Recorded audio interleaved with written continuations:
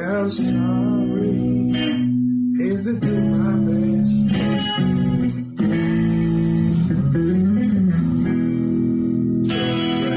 Restitution be the solution for all the hurt and pain, the sorrow and shame. I know I'm to blame.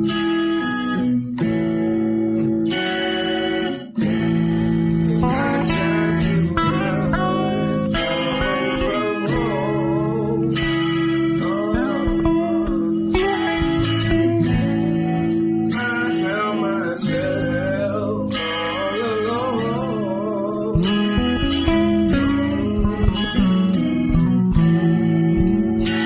Trying to sing this song.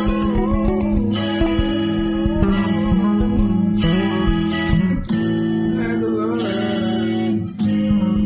lesson on my own.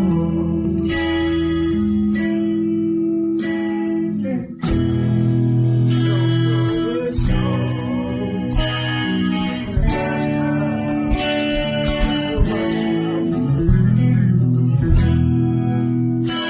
was always home.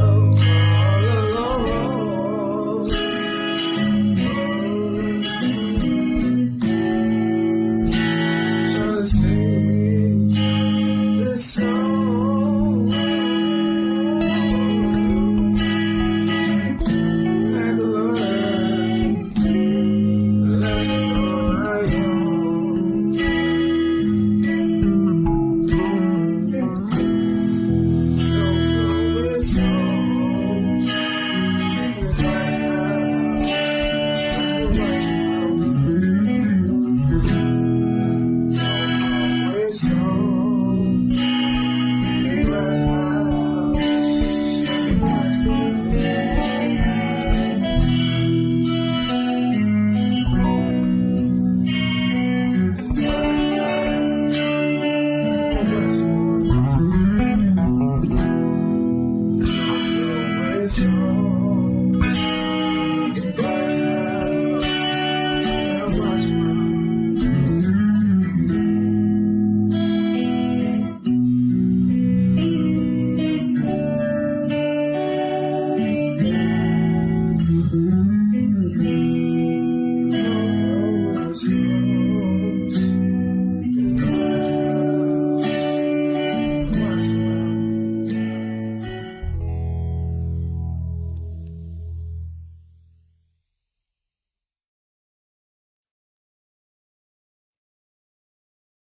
I spit inside. Every word, every line, every page I read, transforming my soul, planting a seed. Embracing the wisdom of the ancient text.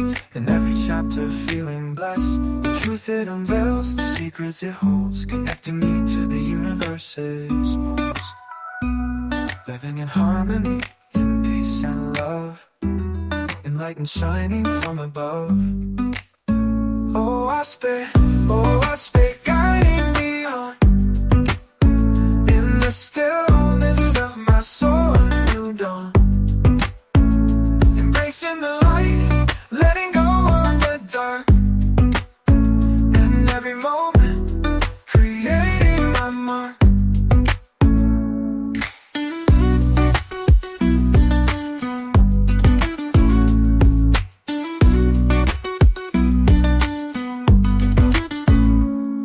trials and tribulations I stand tall. But watch these teachings breaking every wall. My spirit soaring, my heart at peace. In the wisdom of a wasp, finding release. Aligned with the cosmos in perfect flow, living by its principles, letting my light glow. Harmony and love, the essence of my being. Oh, wasp, guiding me on. In the stillness of my soul, a new dawn. Embracing the light, letting go of the dark. In every moment, creating my mark. Oh, wasp, guiding me on. In the stillness of my soul, a new dawn. Embracing the light, letting go of the dark. In every moment, creating my mark. Oh, wasp, guiding me on. In the stillness of my soul, a new dawn. Embracing the light, letting go of the dark. Oh, the dark. In every moment, creating my mark. Creating my mark. Oh, wasp, guiding me on. Wasp, guiding me on. Oh.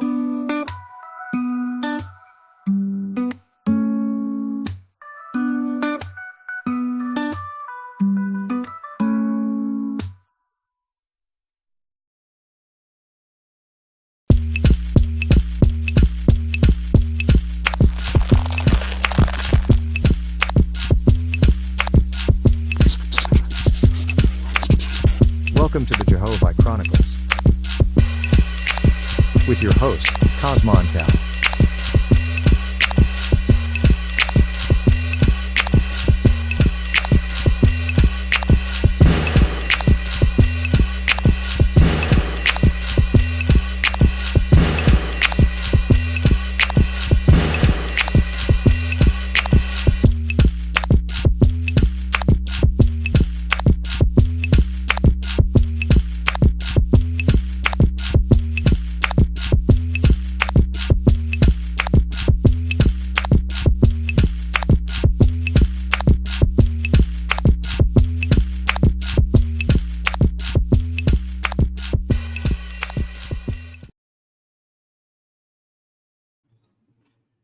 Peace.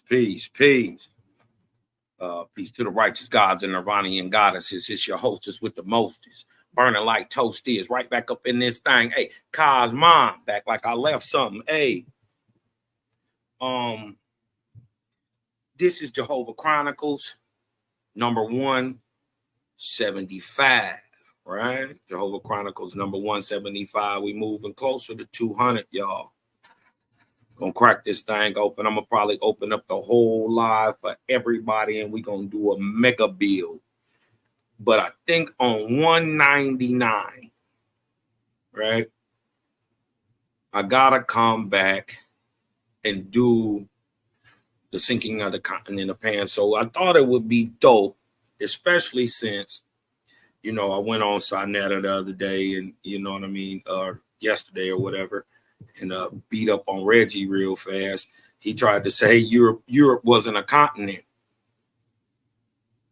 and that Syria wasn't sitting on the African and the Arabian plate all at the same time. He doesn't know that the lines are sort of imaginary. They're not really real. There are no real red lines separating the Arabian Peninsula from you know, continental Africa, right? He seems to think that those created lines by cartographers and geographers are actually real, right? So easily beat him up on that. You dig what I'm saying? He looked so stupid when he Googled, is Europe a continent? You should have seen his little thick face tongue You know what I mean? It's a little thick tongue face. Oh, thick tongue face. Wedgie. Little Wedgie looked at stupid when he looked in Google, and Google said, yes, Europe is a continent. He looked at dumb, so I had to point that out to him. I said, look at his face. You dig what I'm talking about? So, anyways, man, I thought, and then they had another little commission guy up there who kept trying to, just because I brought up the continental plates, he instantly went to the theory of Pangea, right? He instantly went to the theory of Pangea. So he kept assuming that I was talking about Pangea, not understanding our level of information and objective proof around Pan and what he calls is Pangea. See, they are duped all the way around. They still think that the timing system of like carbon dating and all that is real. Now, if you with the gang, you probably didn't heard this. If you've been with the gang for a little bit, you know that carbon dating only goes back so far, roughly about 5,000 years. That can be actually verifiable and provable. You dig what I'm talking about? So, we know that many of their ideologies are in fact off. It's not that they are necessarily fake, they're just incorrect, right? They're limited. So with that understanding, you dig what I'm saying, as faithists, we try to come, first of all, we know how to tell time. Let's just get that out the way. Let's just get that out the way. Unlike everybody else, we are not bound by the Hebrew calendar, the Gregorian calendar, Justinian calendar. We're not bound by the Egyptian chronological dates or calendar. Mind you, there ain't one so-called, and shout to my brother, Commission at Depth. We gonna have a bill coming on the show too, man. You dig what I'm talking about? Because they always try to big up the differences, and they don't try to insinuate the similarities, that continuity, that line of light that's in everything, right? Even lies have a line of light in them. This is why you always got to let men talk. They will tell you their inspiration, who guides them, where it comes from, and what their final goal is, and also the direction of the final goal. Is it towards ascension? Excuse me. Is it towards ascension, or is it towards the earth and declension? Right? They'll always spill their guts. This is why I had to give a shout out to Unc the God Killer, because one thing that them boys say over there with the Dagger Squad is, and that I totally agree with, is that pseudo always dies by his sources. Always. You dig what I'm saying?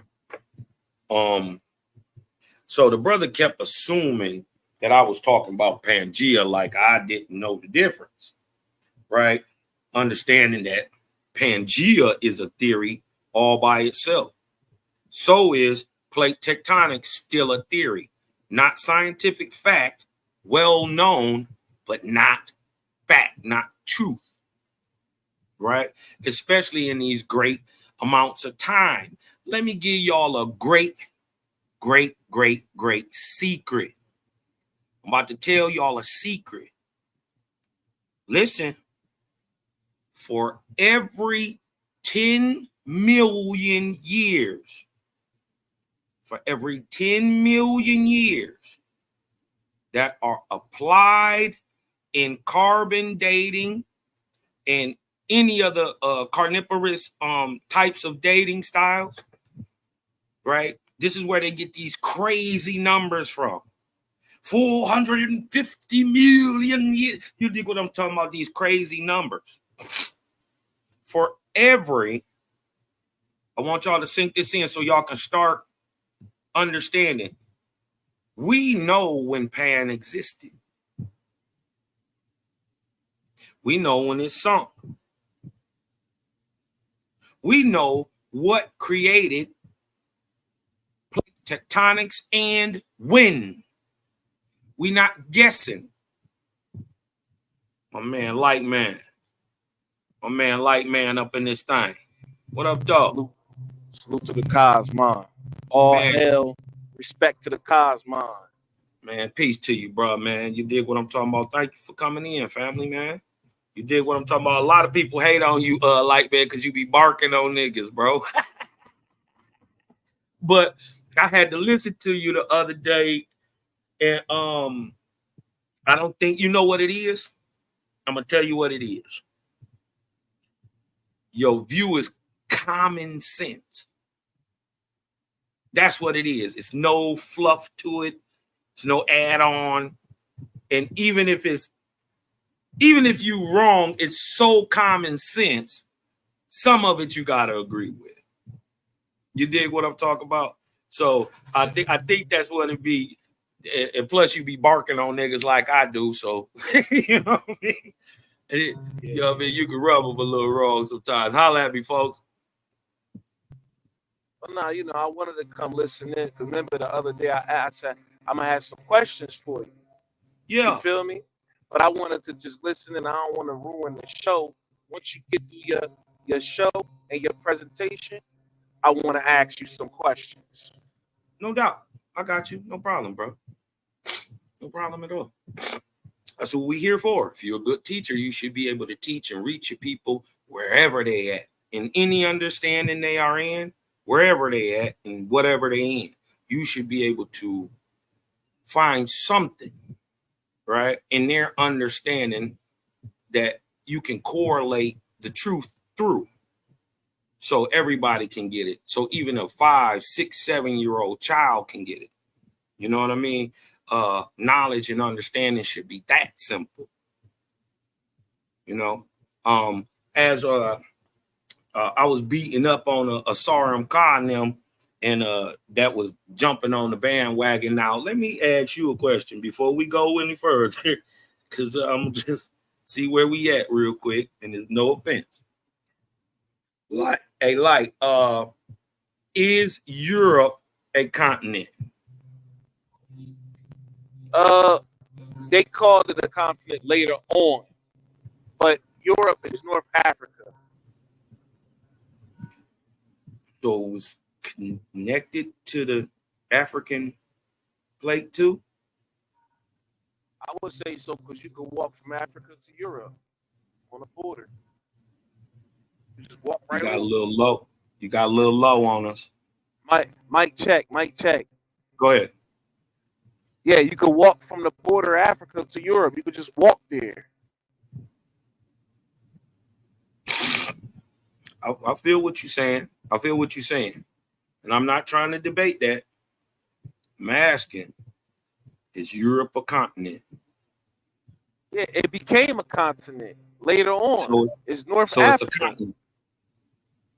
No, it's not a continent. That's Europe what they called it later continent. on. Europe is not a continent.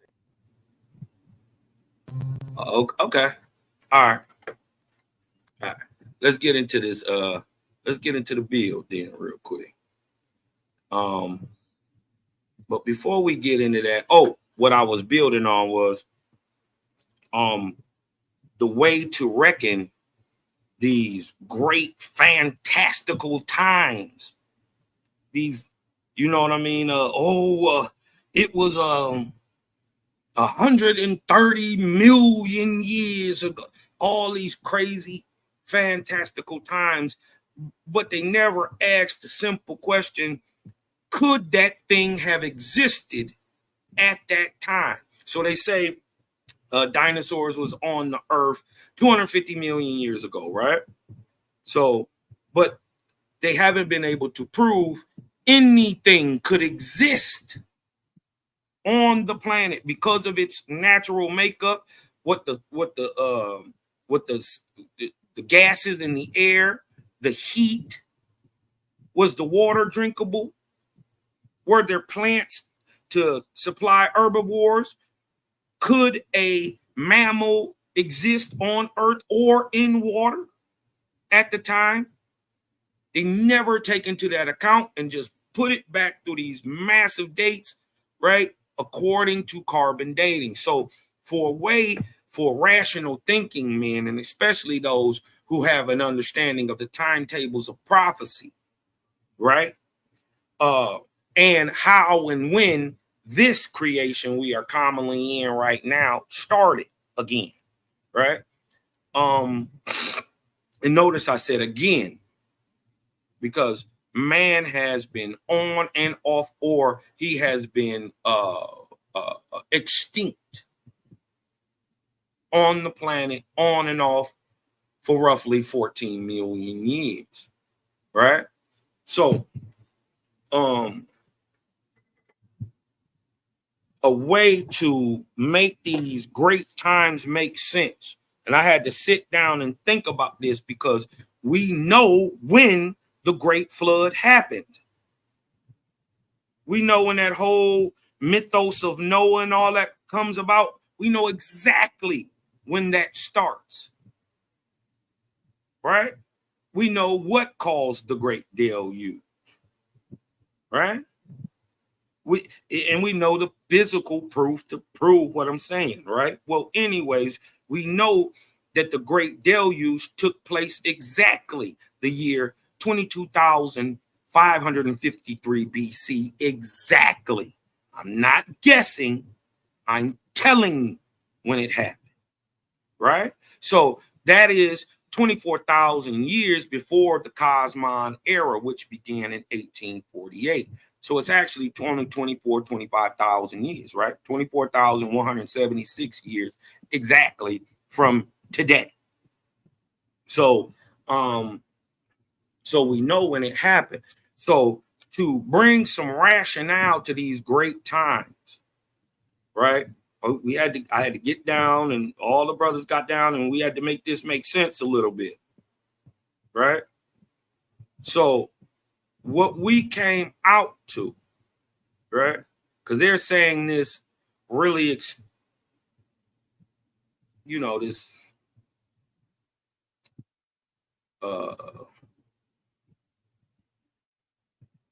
this thing happened a couple 100 million years ago, right? When we know it actually only happened 24,000 years ago.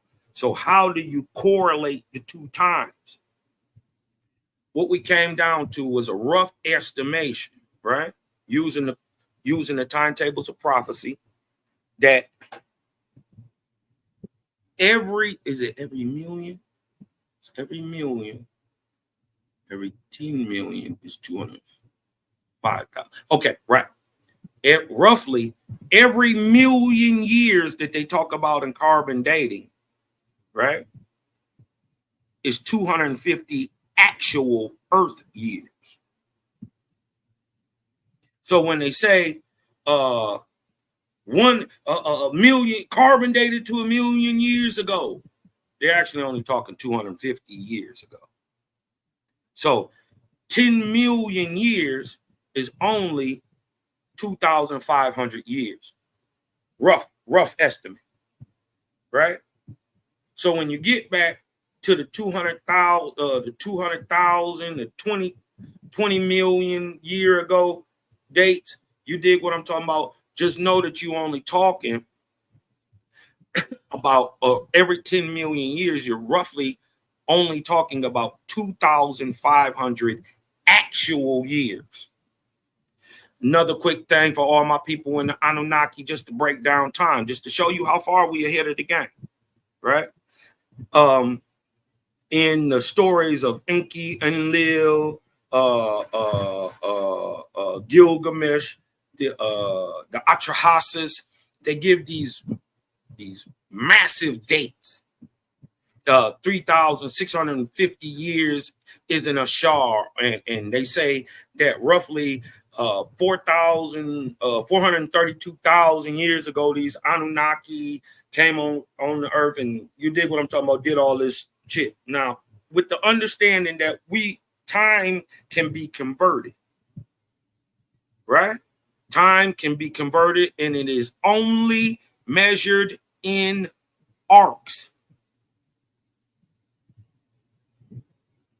Arc hours, arc minutes, arc seconds, right? With that understanding, when you're converting time in the Sumerian calendar, for instance, right, they'll tell you the great Lugal Banda, right, the father of Gilgamesh, right, ruled for 28,000 years. 28,000 years, one man. That's retarded. We know right then something else didn't happen. We're talking allegorically at this point. But is there a way to convert what he's saying into actual time? Yes. You listen to this, dig this. You take that 28,000 quote unquote years this man existed and ruled in the heavens, right? Or on earth, and you change them 28,000 years to 28,000 days, right?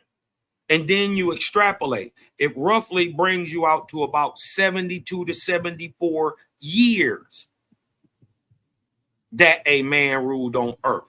And then once you break down the whole 440 plus thousand year tablet cycle, it leads you to a date of 664 years, not no hundreds of thousands of years. Just using the Sumerian kings list, breaking down how long they say they ruled, changing the years into days, brings that whole so-called mythological time that goes back hundreds of thousand years into a 664 year span of time that is coming in between, mind you, in between 3953 and 1553, the 23rd arc cycle called the Arc of Spita, right?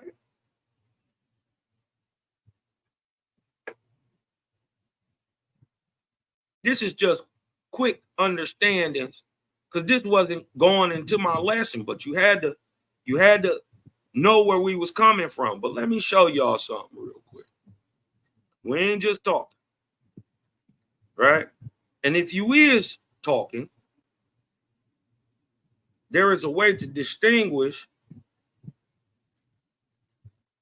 objectivity from subjectivity. Mind you, the creator, make sure everybody can see that.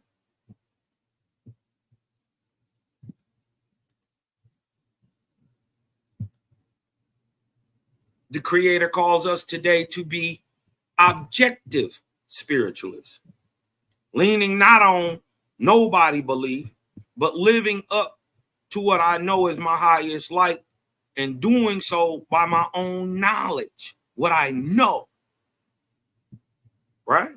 So let's distinguish fact, opinion, belief, and prejudice, right? Let's get into that. So when I'm showing you what I'm showing you, right, I'm showing you why I'm saying what I'm saying, and then I'm showing you facts to prove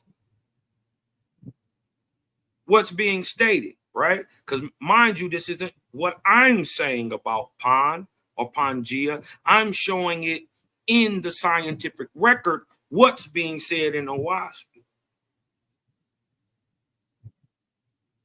But since I'm standing on it, right, we must be able to distinguish subjective belief and opinion from objective truths and facts, right? Distinguishing fact from opinion and belief. This is from writing at CSU, Colorado State.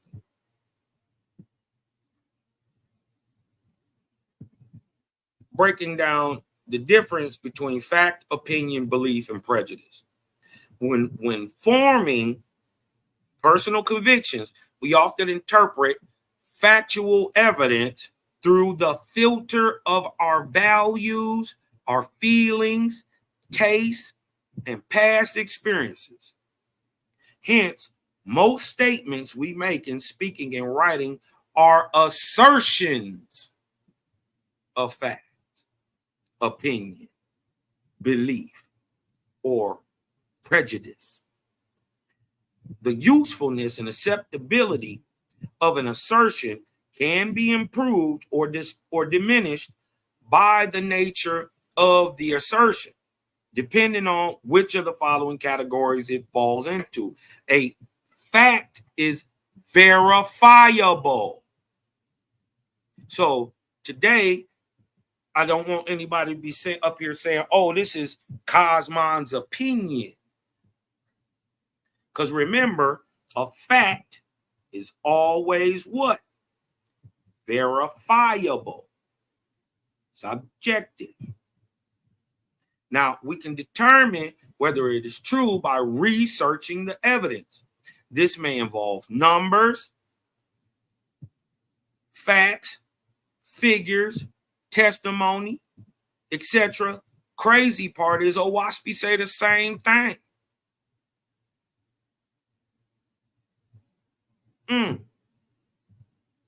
This may involve numbers, dates, testimony, etc.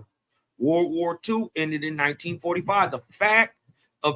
The truth of the fact is beyond argument if one can assume that measuring devices or records or memories are correct. Facts provide crucial support for the assertion of an argument. However, facts by themselves are worthless unless we put them in context, draw conclusions, and thus give them meaning. Listen, an opinion is a judgment based on facts. So to have an opinion, it must be based in actual fact. Right? Everybody see that? Hit me with a 1 in the chat.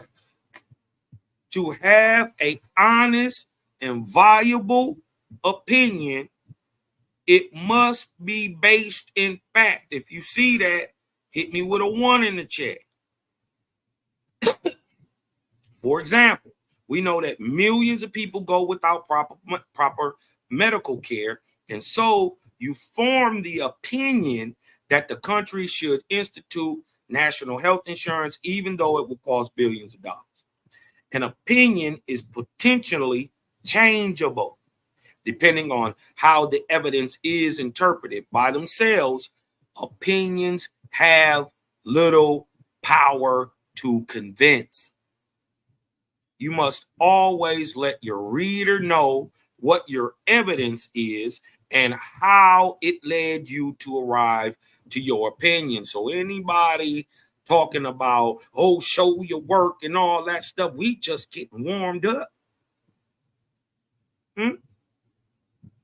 Y'all fall back. Remember, you don't know nothing about this. Right? Let me show you why I'm saying what I'm saying. Right?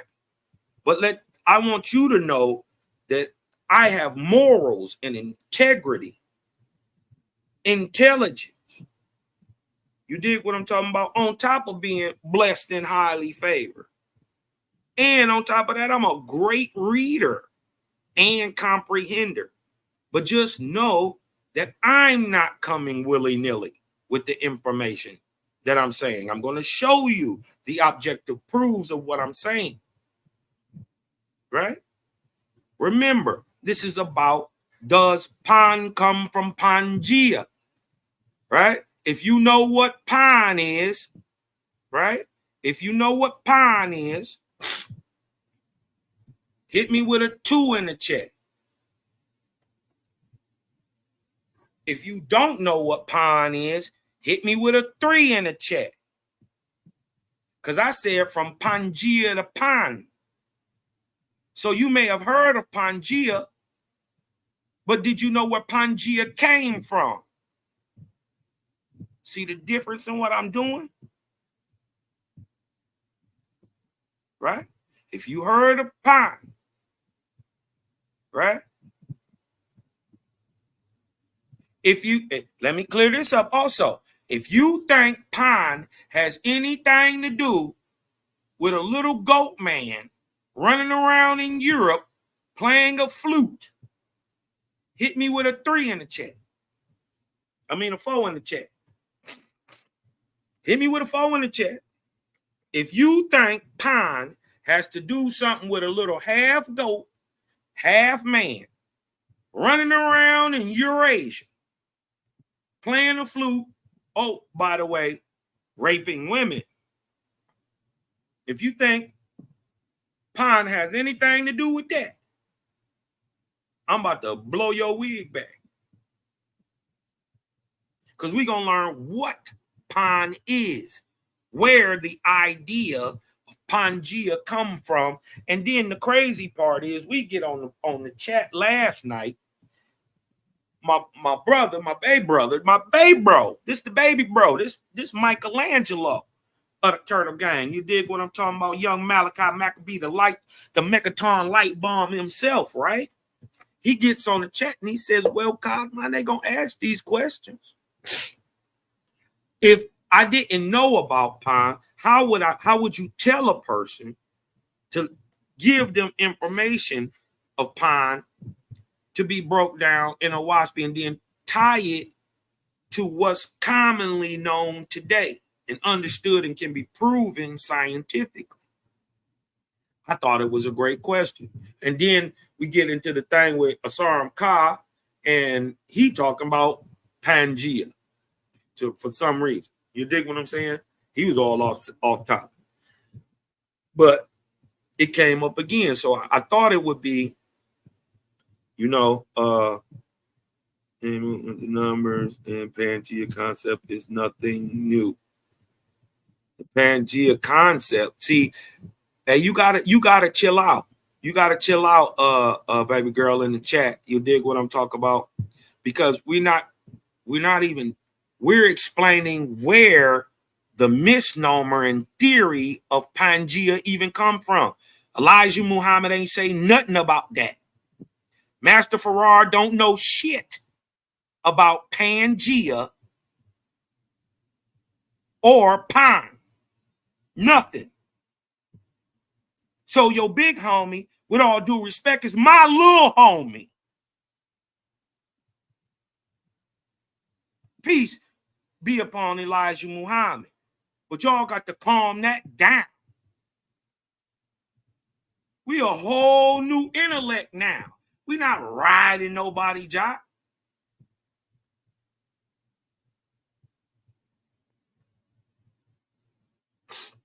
We're not riding nobody jock. We coming with new information. We're not standing on what them, oh, they got duped by religion. Right? These niggas are willing dupes and slaves. Right now. In their heaven. Praying to a false god on their knees. Broken and bent men. Giants in this world, yes. But nonetheless, fools who were duped by the gods and the god's spell. Let's be real. We don't, shout out to them. Much love to them. I pray them to a higher estate and understanding. But on earth, you was a dupe. Why I can say that? with all assurances and stand on that without shaking or moving a bit, is because I was a dupe too. I ain't pointing the finger about nothing I ain't went through. I ain't guessing. Huh? Because an opinion about this man or anything or anyone is based on facts. Fact is, you praised a false God who took the title of Allah. His name is Gabriel, a one-time living, breathing man. These are objective facts. Unlike an opinion, a belief is a conviction based on cultural or personal faith, morality, or values. Statements such as capital punishment is legalized murder are often called opinions because they express viewpoints, but they are not based on facts or other evidence. They cannot be disproved or even contested in a rational or logical manner. So stop. Because you can't prove it in a logical or rational manner. And the whole viewpoint, right, is not based on facts or evidence. They can't be disproved or even contested because you would have to be irrational to do so. Right? Since beliefs are inarguable, you can't even argue a nigga beliefs.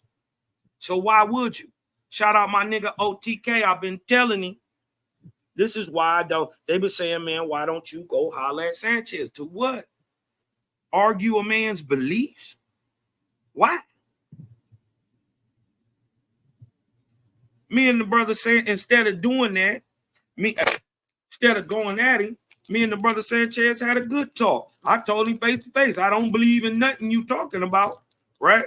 But there are some things that I see are valuable in your viewpoint that I hold in mind. So instead of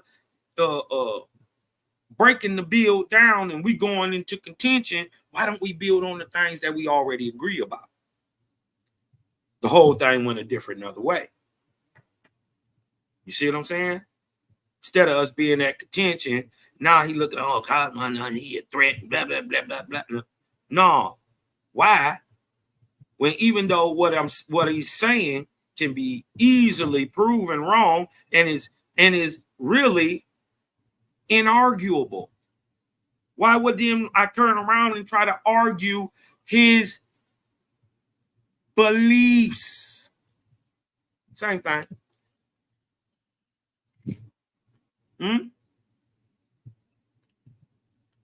Why would I argue?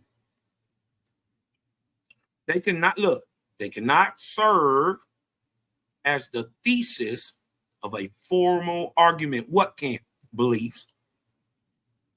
So that's why Cosmine getting up here ain't about to show you no beliefs.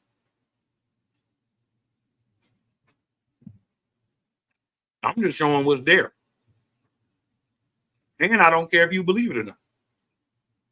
But what you can't do is say I came with some half-baked opinion about what I'm showing. Especially when you would have to deal with the cognitive dissonance of understanding that you are about to learn about something you never knew about. 99.9% of people on the planet do not know anything about time. Those are just facts.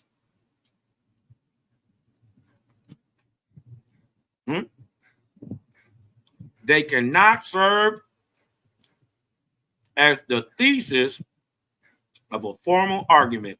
Emotional appeals, Emotional appeals can, of course, be useful if you happen to know that your evidence or your audience share those beliefs.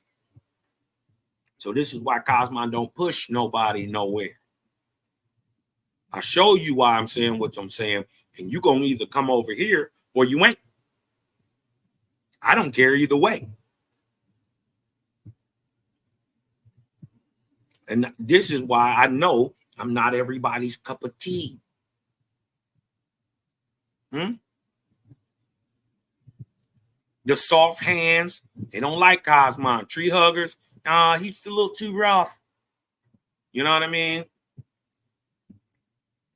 Bussy boppers, you dig what I'm talking about? Oh, he's just a little. Yeah, I am. But what you don't understand is the Creator made me this way to teach. He made men of every type of bent and ilk, right? Understanding that He are going to process us and progress us forever in this same bent, in this same ilk. Another kind of assertion that has no place in serious argumentation is prejudice. I'm going to say it again. Another kind of assertion that has no place in serious argument and argumentation is prejudice, a half-baked opinion based on insufficient or unexamined evidence. Blacks are violent. How many of you heard that before?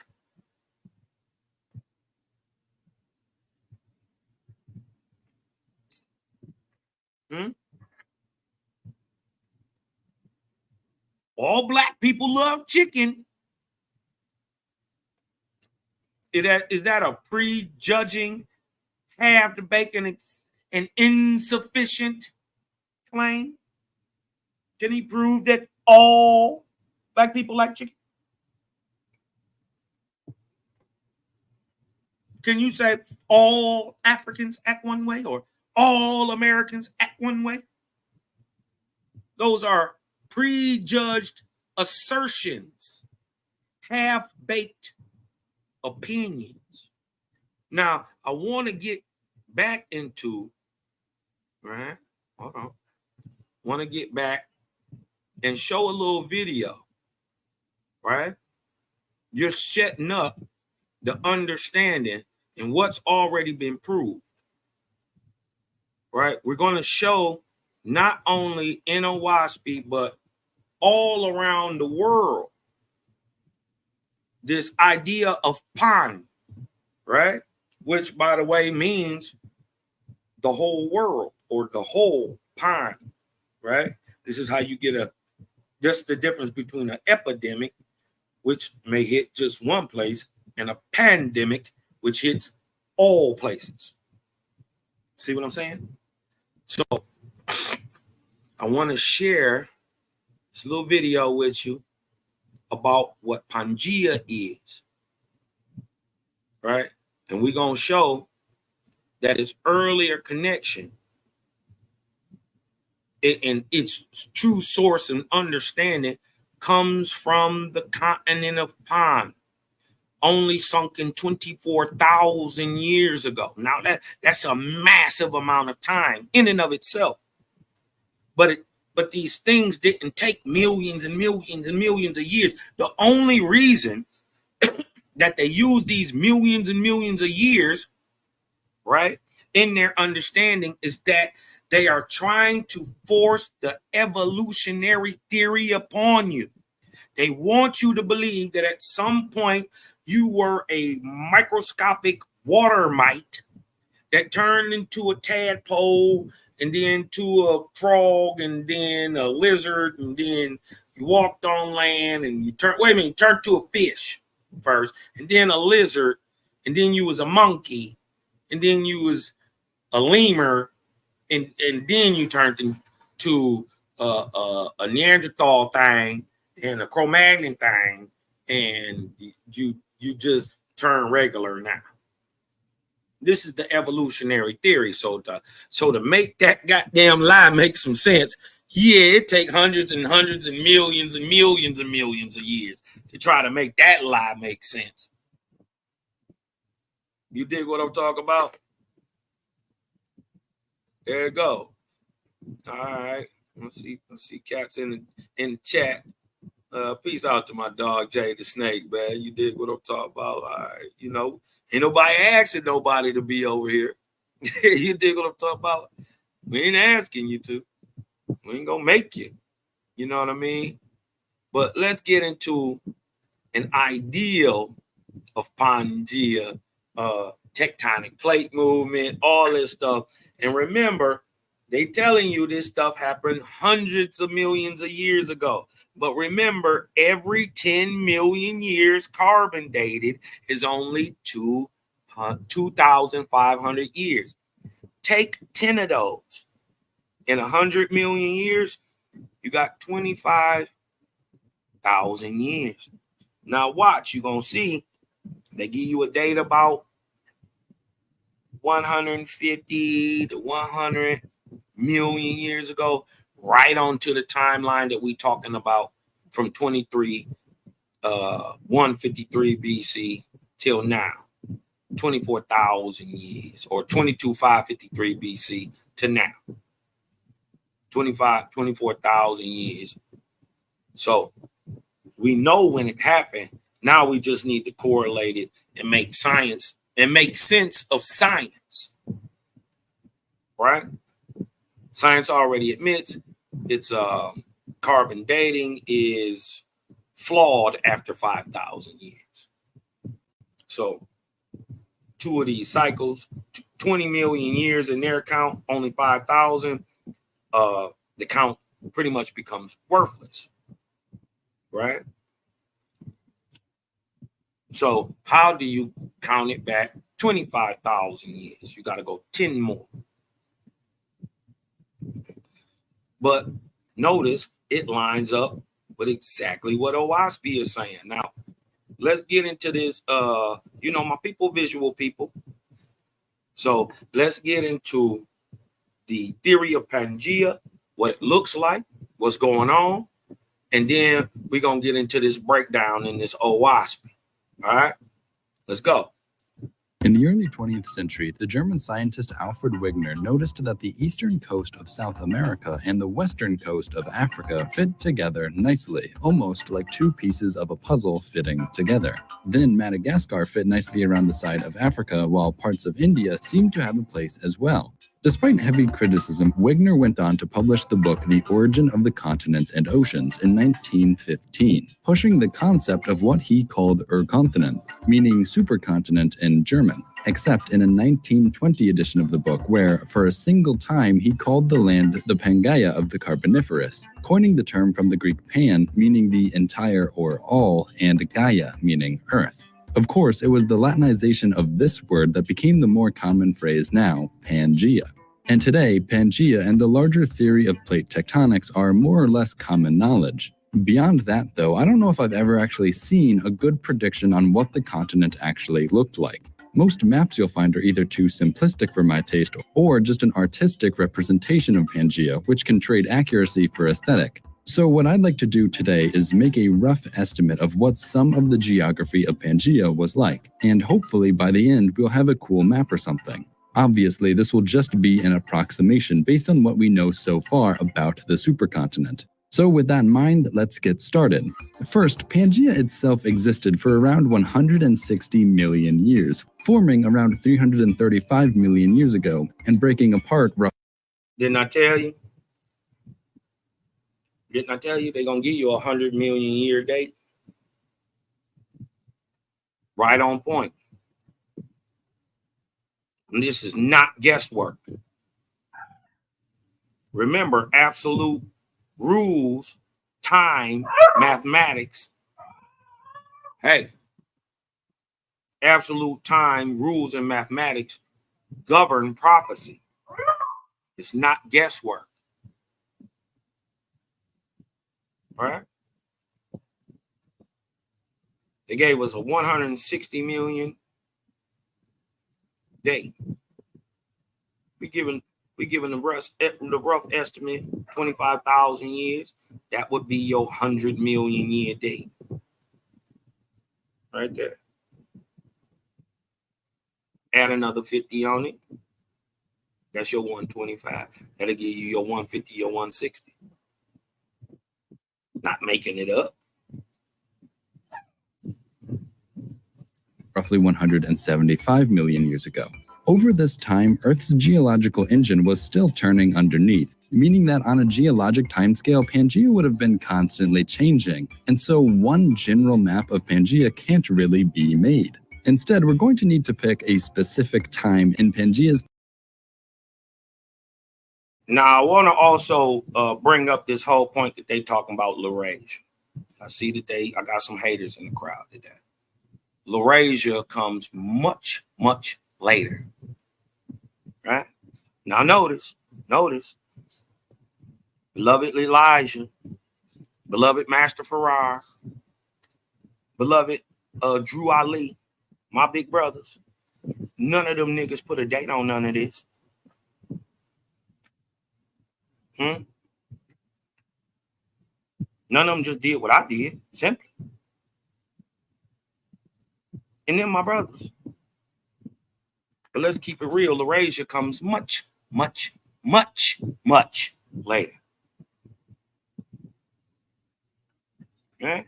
And what we're learning is these things happen way faster than what they told us. Because remember, they telling you 150, 160, 100 million years ago. We know for a fact the continent pressed into the thing which started continental drift. The reason why the continents move north and west, especially the Pacific plate. It would have started the continental drift. 25,000 years ago.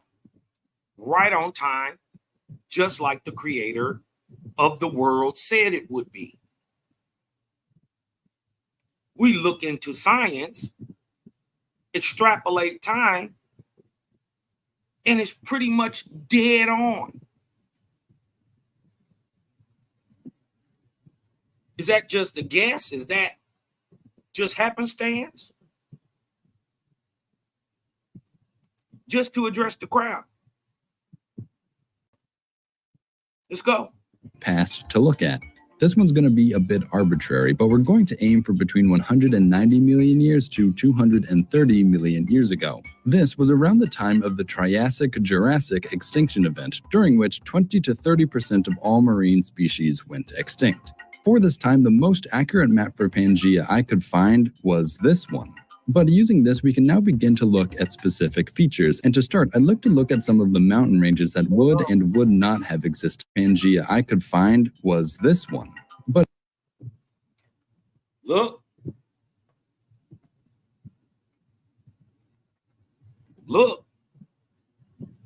Do you see what's missing? I want y'all to take notice of what's missing. Right in the middle of there. That's the great Tethys. That's called the Tethys Sea. I want y'all to notice its triangular shape. Right? Which will get even more pronounced a little later, but I want y'all to notice this big ass missing spot in the land. One of the problems in the theory of Pangea, mind you, this is a theory. I don't even believe it was like this. You dig what I'm saying? I don't believe it was like this. But I know that a continent was cracked and sheared from the earth and then pushed below the waves and became the floor of what we now call the Pacific Ocean. So I want y'all to take clear notice of this triangular shape, right? This is a problem in Pangean theory because they know it's something there, but they can't find it on Earth. There should be a massive land there, not a sea.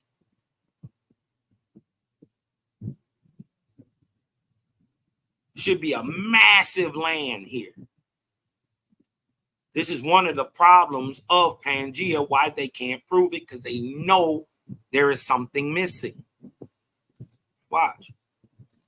But using this, we can now begin to look at specific features. And to start, I'd like to look at some of the mountain ranges that would and would not have existed during this time. For starters, nearly every major mountain range on Earth today had not formed yet. The Himalayas, for example, only began to form 50 million years ago when India collided with Asia. And overall, it was the tearing apart of Pangea that actually gave us many of our mountains. And the reason these all happen to be our tallest is because they haven't had enough time to erode.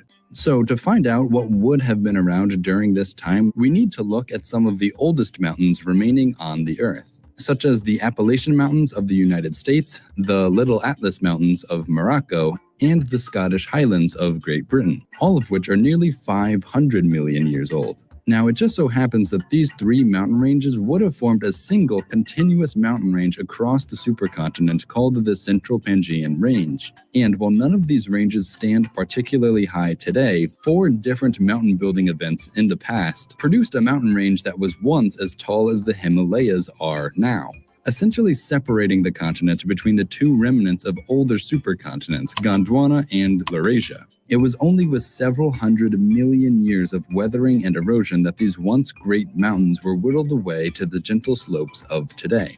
However, there were of course other mountain ranges here as well. Nearby, the Laurentian Mountains of Quebec reaching into Greenland, for example, were also created during the Grenville orogeny, making this area of Pangea, occupied now by Canada and the United States, some of the most mountainous land on the Earth at the time. Then there was the Guiana Shield, a series of mountains and highlands in South America with a history that extends back nearly 1.7 billion years, though you can just barely make it out on modern elevation maps of the region. We also would have seen some of the earliest mountain building in the Andes with the start of the Andean orogeny. These would have been just the beginnings of mountains, however, and nothing like what they are now. Then, as the lower section of Pangea, what was previously Gondwana, began to tear itself apart, splitting Africa from South America, mountains were created around the divide, resulting in the mountains of eastern Brazil and western Africa. South Africa is actually where many of the world's oldest mountain ranges are today, with the oldest being the Mkondwa Mountains. Lastly, I want to talk about the Verscan orogeny, which was another substantial mountain building event that led to the growth of the Alps and the Pyrenees in Europe and spread all the way out to the Ural Mountains of Russia and the Tian Shan Mountains of Central Asia, as well as many other mountain ranges sprawling all the way to the far coastal Primorye region, also in modern-day Russia. This places mountains roughly along these lines on our map of Pangea, and with that, we've finished making the important mountain ranges at the time. After mountains, next I'd actually like to talk about the ocean. First, there was the Panthalassa Ocean, the ocean which encompassed most of the world, with its name literally translating into the All Sea in Greek. And then we'd get the beginnings of the Tethys Ocean, if considered separate from the Panthalassa Ocean. And this body of water would have been around 60 million square kilometers, a bit smaller than the Indian Ocean today, but still much larger than the Arctic Ocean. What I'm interested in, however, isn't the size of these oceans, but how the ocean during this time would have influenced the climate and ecology of the land. I don't think anyone will be surprised to hear that the ocean can affect climate in multiple different ways. In terms of rainfall, lands directly beside the ocean will typically experience greater amounts of it, while the continental interiors, the lands furthest from the ocean, will become increasingly arid. We can see a similar effect taking place across Central Asia today, where due to its remoteness, a band of dry regions can be found crossing nearly the entire body of Asia. But I wish it were that simple. The thing we really need to look at is ocean currents, or how the waters of the ocean would have circulated around the world during this time. Now, there isn't really great fossil evidence for what ocean currents would have been like, so there's nothing really tangible for us to go on. But we still know how the Earth was rotating, basically the same way it does. Phone call from the boss? Sorry. Outdoor time. It's me time. Sticking it to the boss. That's out. Now, and because of this, we know that the wind patterns across the Earth would be virtually the same as they are now, meaning they'd look like this. Now, it's the winds that push surface waters around, so knowing these winds, we can reconstruct a general schematic for water circulation, at least at the surface.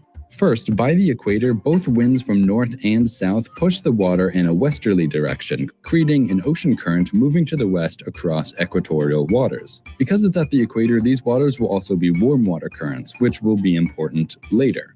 This equatorial current would continue flowing westward from the Pangea Ocean, pushing warm water into the Tethys until it reached land. Where this happened, the waters would have been diverted around. In the northern hemisphere, this sends water upwards and eventually back out, cooling down in the process. In the south, well, a similar thing happens as the water deflects and cools down a little before getting sent back east. Tracing these water movements onto the other side of the continent, we'd still have that westward moving current at the equator due to the trade winds. In the north, this current would have mostly deflected downward, with some of it straying into this northern inland ocean area.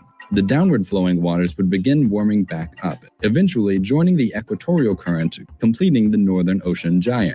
In the south, the current would have to travel a bit further until it came into contact with this shoulder of land. Here, the waters would divert around as well, with some of them traveling back up north, again warming in the process. And then some of the water would also divert to the south and travel as cold water across the southern end of Pangea, until joining with the currents here and keeping on eastward, completing the southern ocean gyre. And there you have it, a basic illustration of what the ocean currents that interacted with the lands could have looked like. Lastly, and I'm not going to really explain why, there would have been a yearly equatorial monsoon season, blowing great amounts of rain from the Pangea into the Tethys, inundating many of the lands surrounding the Tethys Ocean with great amounts of water. Knowing these simple characteristics about the Earth and its ocean at this time, we're almost ready to start figuring out the land cover. But before we do that, we need to know how different the conditions of the Earth would have been compared to what they are now. Firstly, 200 million years ago, average carbon dioxide levels would have been around 1,850 parts per million in the atmosphere.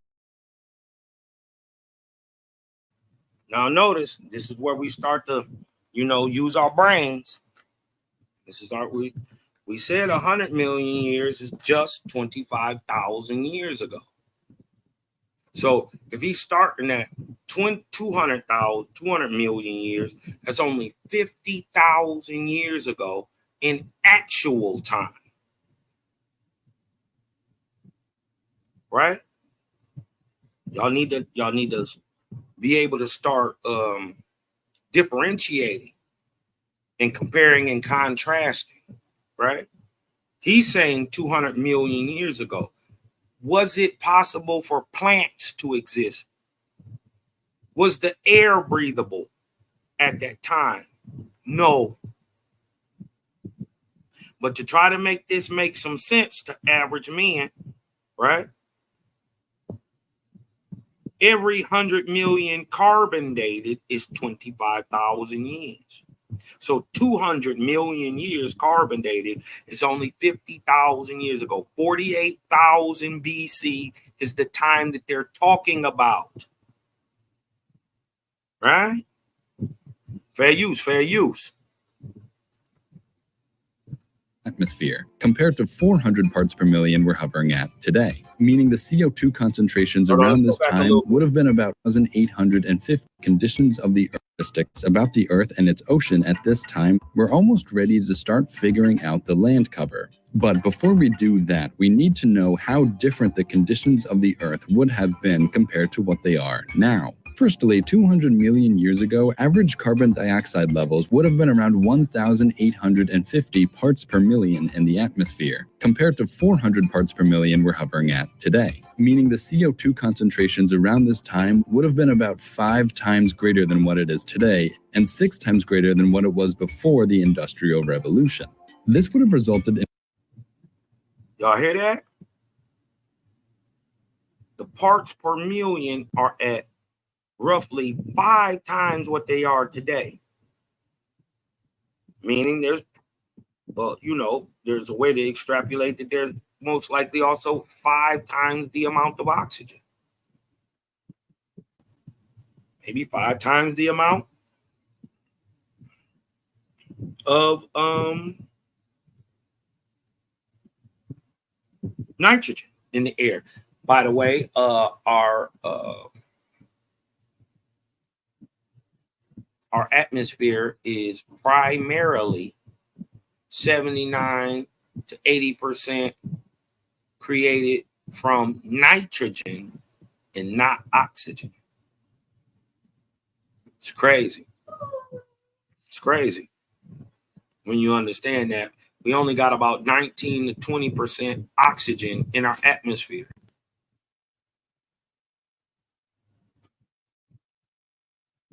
Imagine having 10, 20 more percent,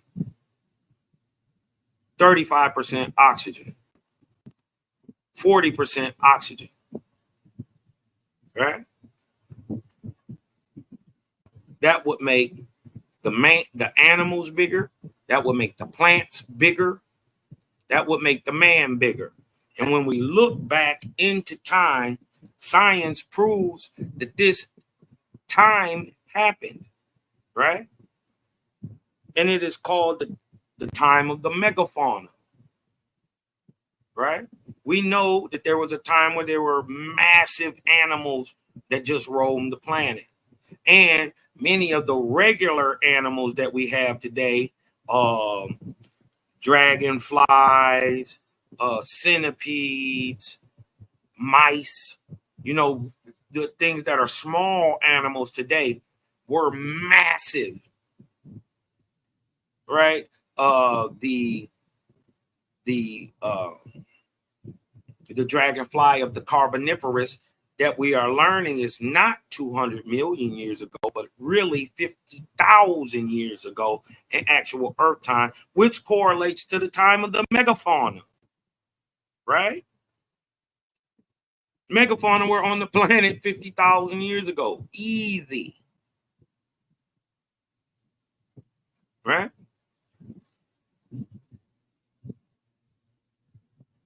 Imagine how big the animals would be. But if everything else on the planet is big, why wouldn't the man also be big? Just something to think about.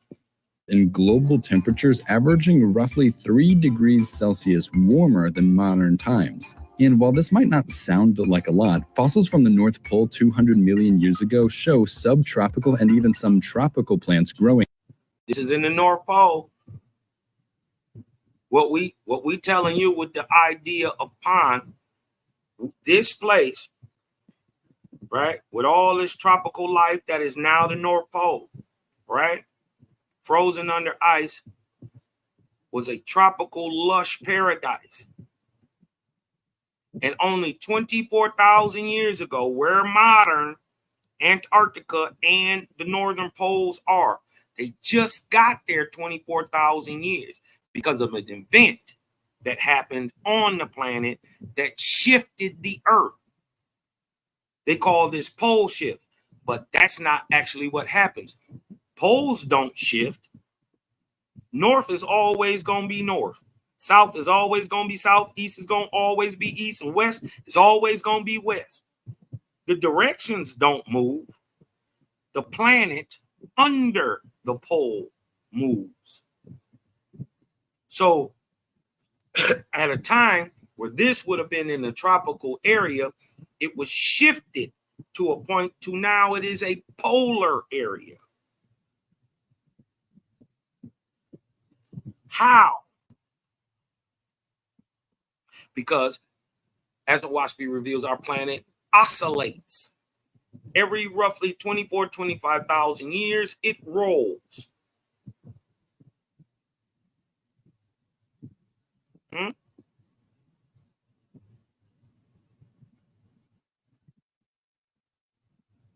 Every 24,000.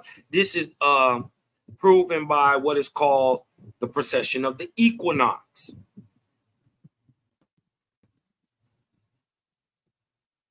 Ancient man has been proven and watching these things. It's just that this culture and this heritage, this knowledge is now being brought back to the forefront in this time of information.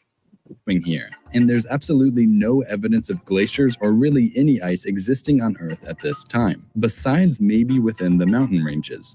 In other words, this would have been a greenhouse Earth, where even the North Pole could have been covered in tropical rainforests if the moisture levels were right.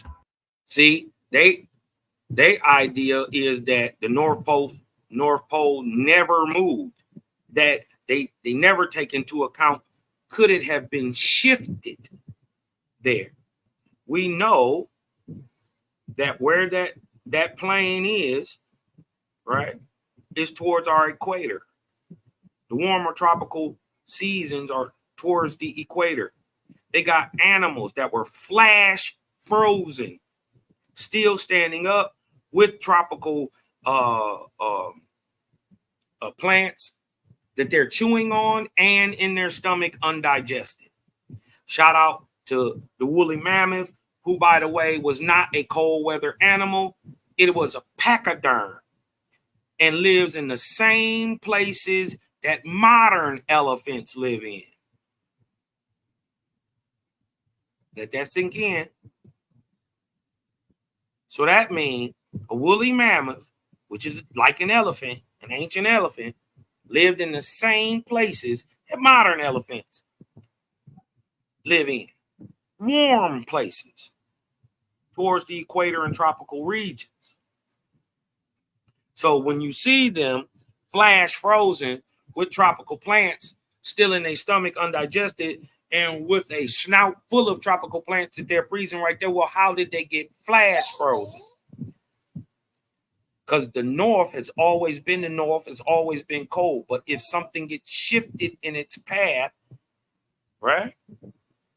If the planet rolls up underneath the pole, the land where it stops at, right, will be flash frozen instantly.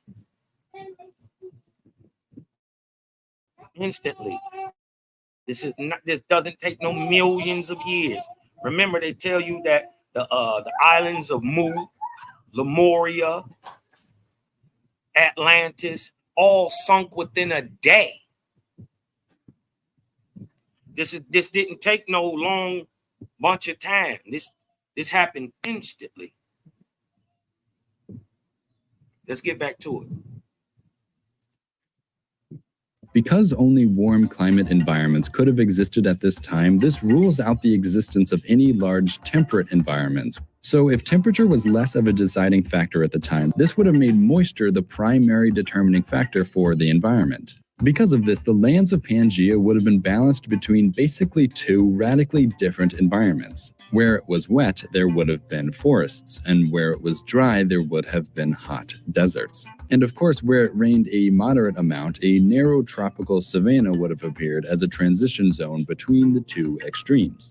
Using the ocean currents and mountains, then, we can start to figure out where there might have been forests and desert, and then fill in the lands between them with savanna. To start, I'm first going to look at the ocean currents. Cold water evaporates very little, producing very low levels of moisture in the atmosphere, which in turn produces only small amounts of rain. So beside lands with cold currents running along them, I'm going to put deserts. Inversely, where the surface waters are warm, evaporation occurs more readily, filling the air with moisture, which eventually falls back to the surrounding earth as rain. So wherever warm waters flow beside the land, Now look where the most warm water is flowing.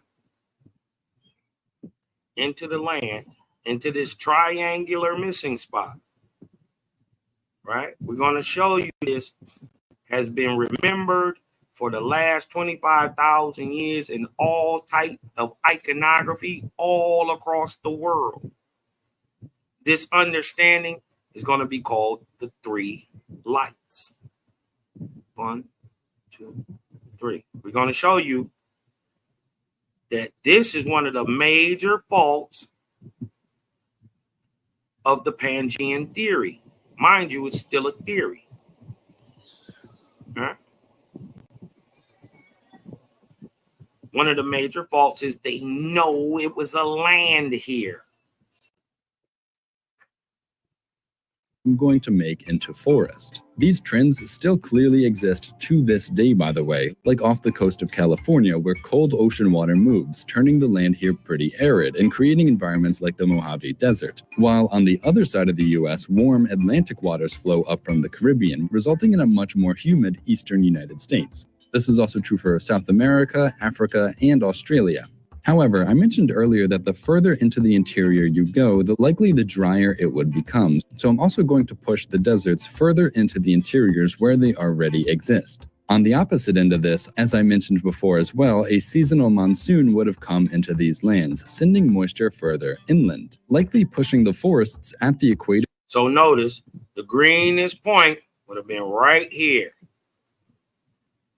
The greenest, most lush point would have been right here. Wouldn't it make sense that man comes from here, where it's most lush, where it's most green?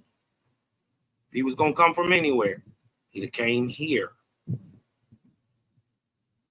Deeper into the continent. The forest would likely extend all the way to the central Pangean mountains, but no further, making one side of the mountain range extremely wet and rainy, while the other side dry and desert. Again, we see this today in places like India, where moisture is brought all the way up until the Himalayas, and the lands on the other side, like Tibet, are extremely arid. This is called the rain shadow effect. So the equatorial forest would likely not have crossed over the central Pangean mountains. This also would have prevented forests from moving too far into western Pangea. Lastly, I'm going to place narrow savanna regions around the edges of the land, as the ocean usually acts as a moderating force for temperature and humidity. So in the end, we get a map that looks like this. And using this, I can use satellite maps to add a little texture, and that's about as good of a map as I can create without any more information. And the only better method I can come up with is to collect all the plant fossils dating back to around this time, determine what type of environment these plants would have grown in, and use them to reconstruct the landscape of Pangea. But something like that is a job for more than just one person, and would actually require pretty substantial collaboration. So that's where I'm going to need to stop. I hope you enjoyed this video, and if Right now, if you don't know, we've been on this game a long time. Dig what I'm talking about? The understanding of or the misunderstanding of Pangea has been understood by the faithists since the Great Deluge. See, what they don't understand is Pan, right? See this place to the left? This is on a map in Owaspy, right? Now look, as you can see right here, this is Australia. So we know where we are in the world. This is the Western Pacific, right? This would be, look up here, this is North America, right? Remember, they were showing on the map, they had a triangular section missing out of what would become the Pacific Ocean. Waspy is revealing that it was a continent there. The reason they can't find it today, it is now the floor of the Pacific. This is the outline of Pan from the post-flood map of the world in Owaspy. It shows a distinct triangle shape, right? This is a sketch of an emblem in the Bintadu temple, which is located on a small island in a Shinabazu Pond in Ueno Park, Tokyo. Remember, this sunk, creating a great flood. A triangular body is being sunken. This emblem has been all around the world. In the Bintadu, let me blow it up a little bit, make sure everybody can see it. Let me make sure. Okay. In the Bintadu temple is dedicated, watch this, is dedicated to the Buddhist Shinto goddess, Ben Satan, whose temples are often found on islands. Apparently, An island is represented in this emblem of the three triangles, making a larger triangle. See? Three triangles making a larger triangle.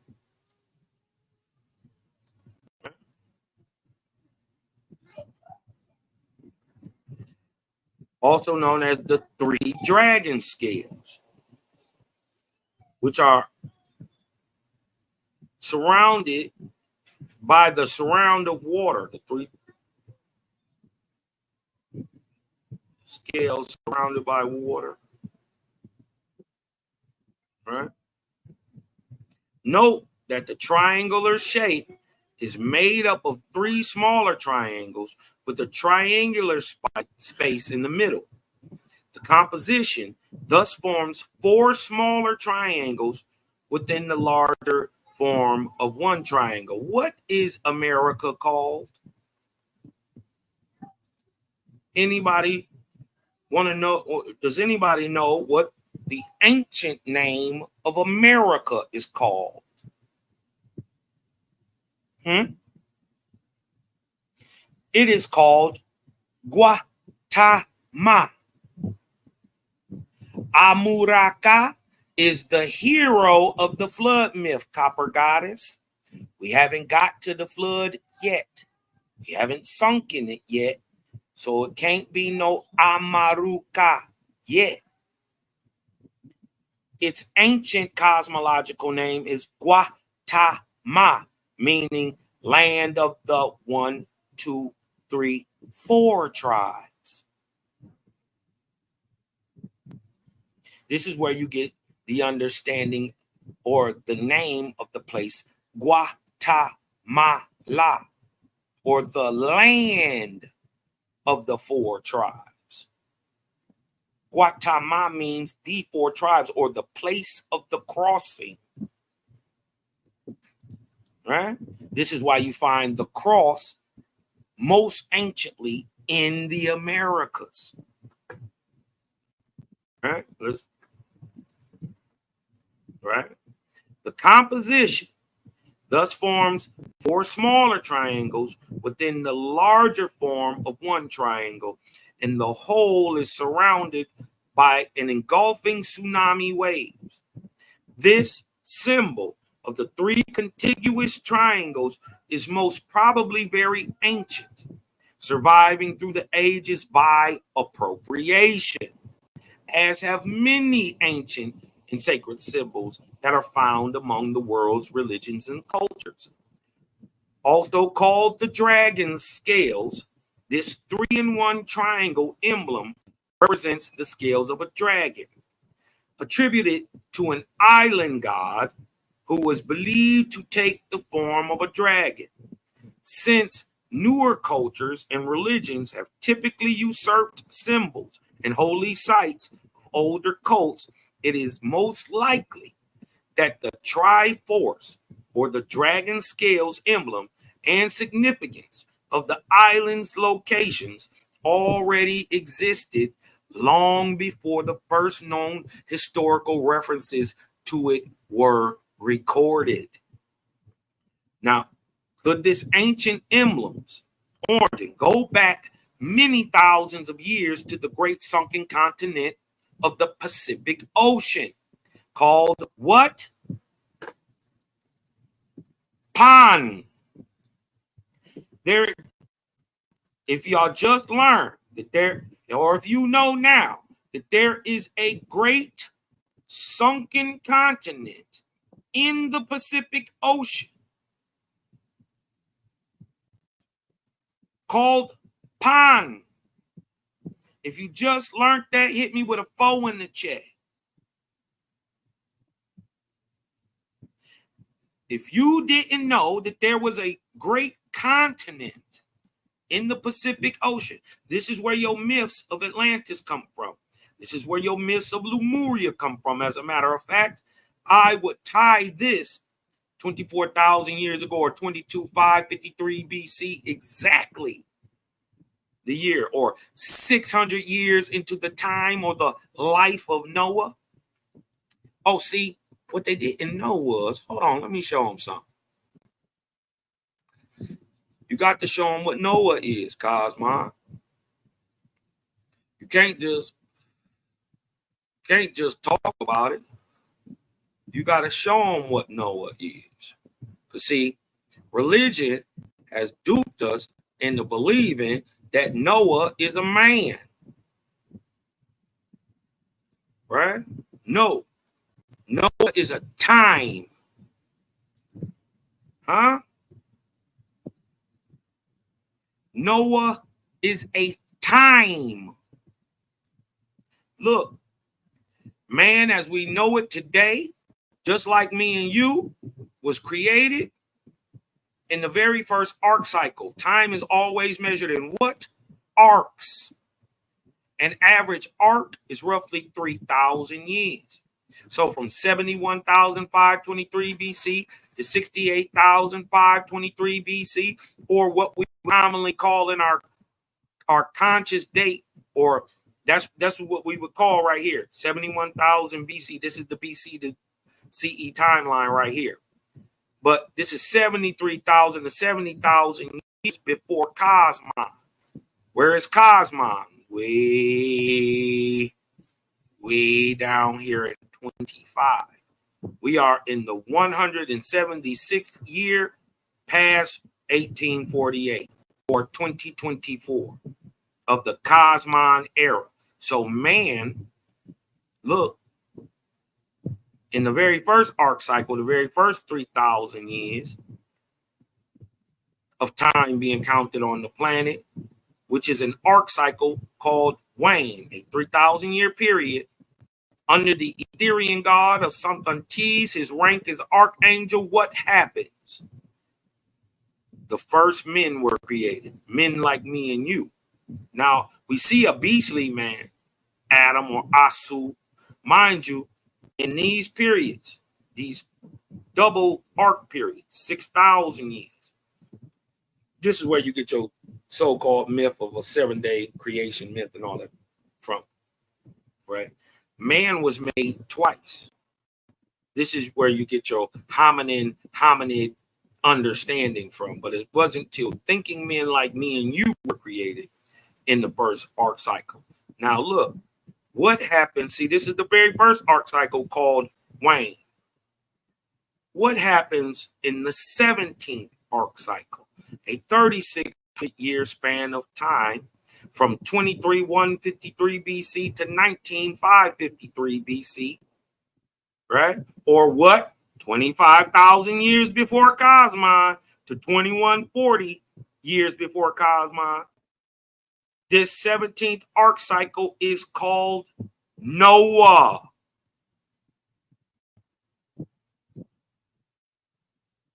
Get it? The ark. Hold on. The ark of Noah, Noah's ark, is a time. The story told in the Bible is allegorical. How about this? Let me blow your mind. The very first time the Algonquin story was told and written down by Algonquins was in 1943. 1943. The Algonquins told their myth for the very first time. And what if I told you that Owaspy in 1882, some 60 years plus, gave the story before the Algonquins told it? And the Algonquin flood myth is word for exact word what's in Owaspy.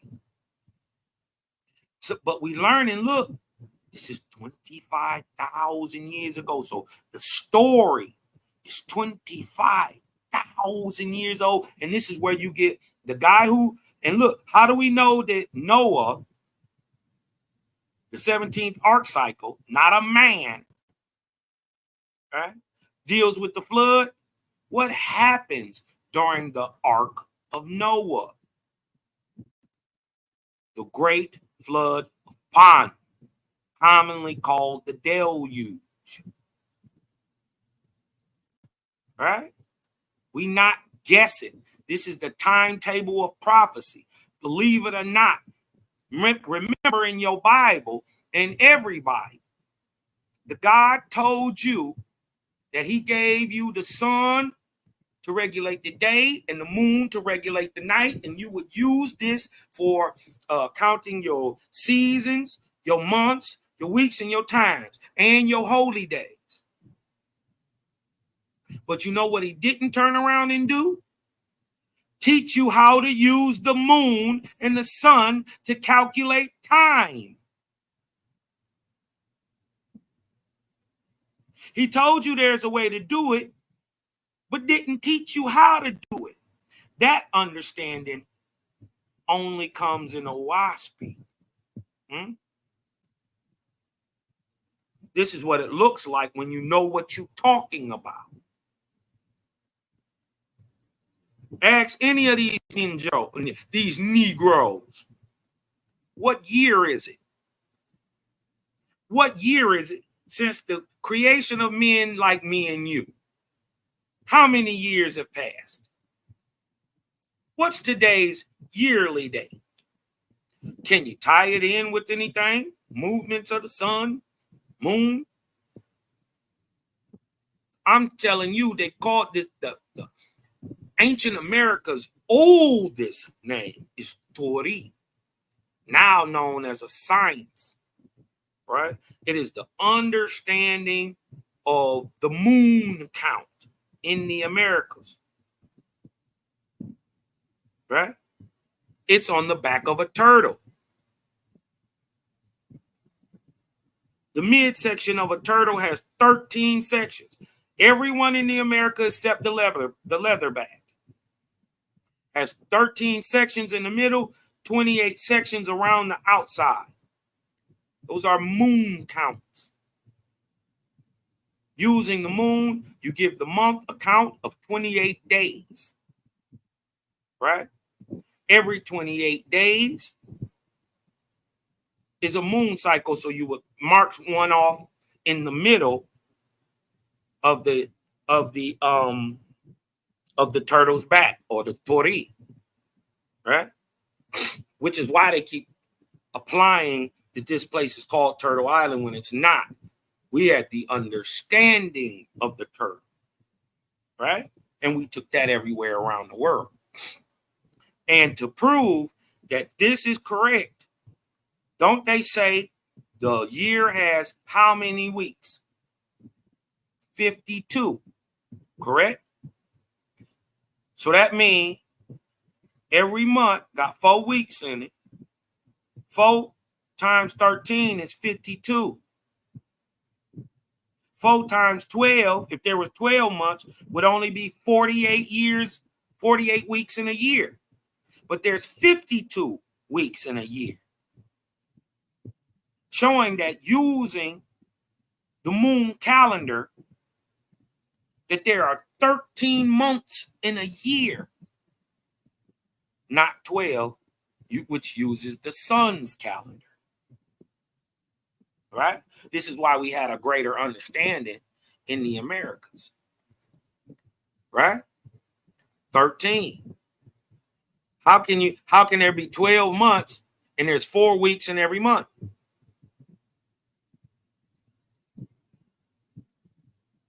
That's only 48. Unless there's 13 months, and that doesn't make sense till you use the moon cycle. But it doesn't make sense until you know the arc cycle.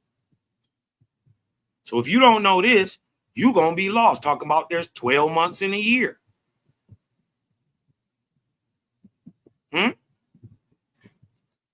This is the difference between people just spout an opinion and people actually knowing what they're talking about. Right? Let me see. Y'all hit me with some foes. Y'all hit me with some foes. Right? If you knew that there's a sunken continent in the Pacific, and you knew it was called Pan, hit me with a foe. If you didn't, And I know most of you didn't. If you ain't a faithist, you don't even know this understanding. You had no idea that the whole place that they call in Zealandia, that little Zealandia over there in the Pacific, that's just the southwest corner. It's a little small little section of a massive continent, bigger than 4 Africas. Remember, it's the floor of the Pacific. I see a lot of 4s. See a lot of 4s. See a lot of 4s. That's interesting. It's interesting that y'all knew about Pan, but y'all never brought it out. Interesting. It would be in accord with the shape of the Great Sunken Continent. Let's go back and read. Could this ancient emblem's origin go back many thousands of years to the Great Sunken Continent of Pan, which all y'all said y'all knew about? Right? Now, I know there's some faithists in there who've been building with me for years. I know they know about this. But it's a bunch of new names out there who saying they knew this. Never heard them speak about it. Never brought it out. Right? Never heard them use Pan in this way. Right? But we going to keep building. Okay? It would be in accord with the great shape of the Great Sunken Continent. The pre-flood map of the world in Owaspy shows the shape of the ancient sunken continent or the ancient sunken land of Pan to be a definite triangle with its points to the north, east, and west. The same map shows that Japan, listen, Japan, y'all didn't even know Pan was tied to Japan. Let me break this down. Ja means remnant, piece of, what's left of. Pan. Why? Because when you get into Owaspy, you understand that this island today was just the northern tip and was carved from the continent on purpose. This is why it's a remnant, a job of Pan. Also, anciently, this J takes a sound of ZH. So you'll see Zapan in many old maps too. And even Marco Polo,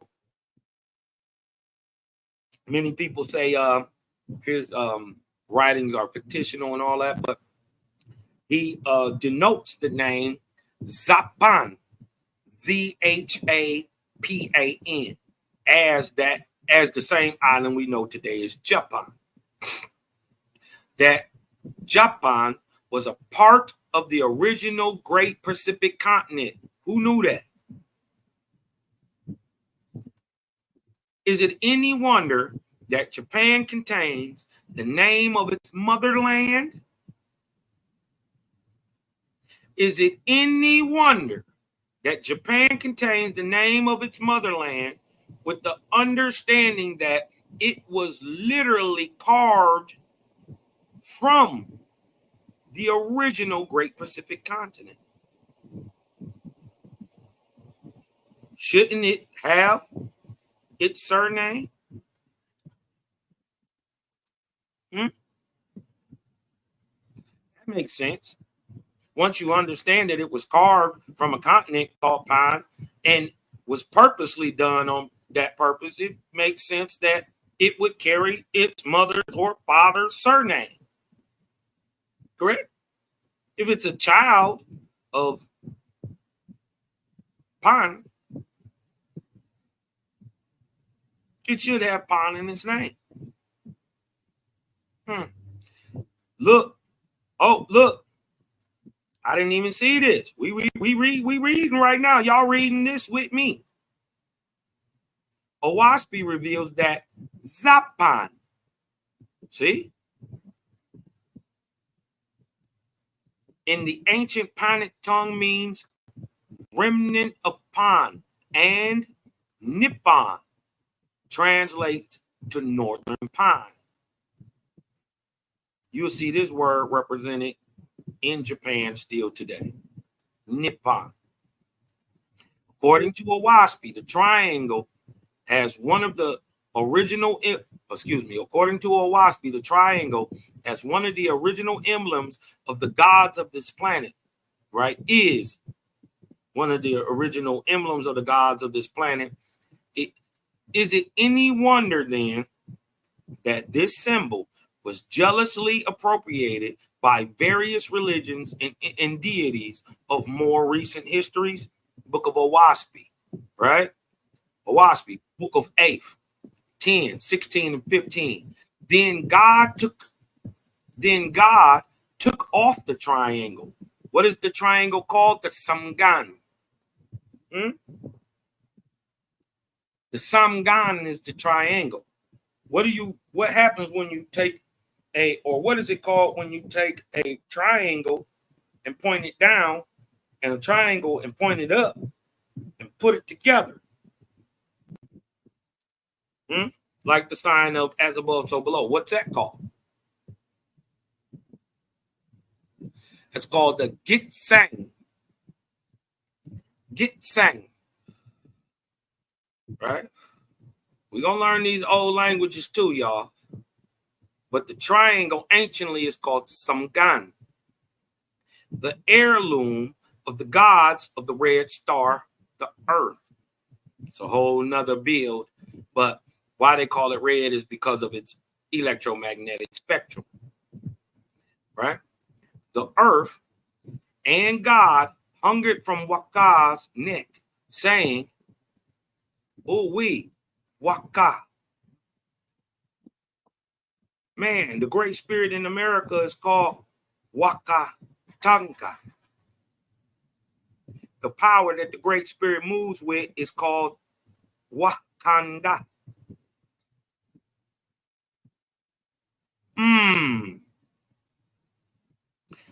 He hung it on Waka's neck, an angel, one-time living, breathing man, saying, "Take this heirloom, the symbol of the three entities in one." So what? The triangle is the symbol of three entities in one. "And wear it for the glory of the great spirit, Yahweh." Right? Iowa. So the triangle itself is an heirloom, right? And is the symbol of three entities in one. Does anybody know what three entities in one is called in America? Does anybody know what three entities in one is called in America? It is called Manito. Manito. No, it's not Trinity. It's Manito. A thing inside of a thing in America is Manito. Different from the great Gichi. Gichi makes Manito. Ain't man a thing inside of a thing? Ain't your ancestors always told you that man is a spiritual being having a physical experience? Now you know why. Because Creator made you Manito, but Manito equates to God. So God is part of the creation also, not the Creator. This is what your ancient ancestors in America always knew.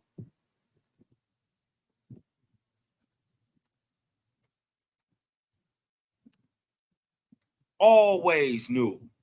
Manito. You can spell it with the double E's also. It's with the Phoenician language, the phonetics are readily interchangeable.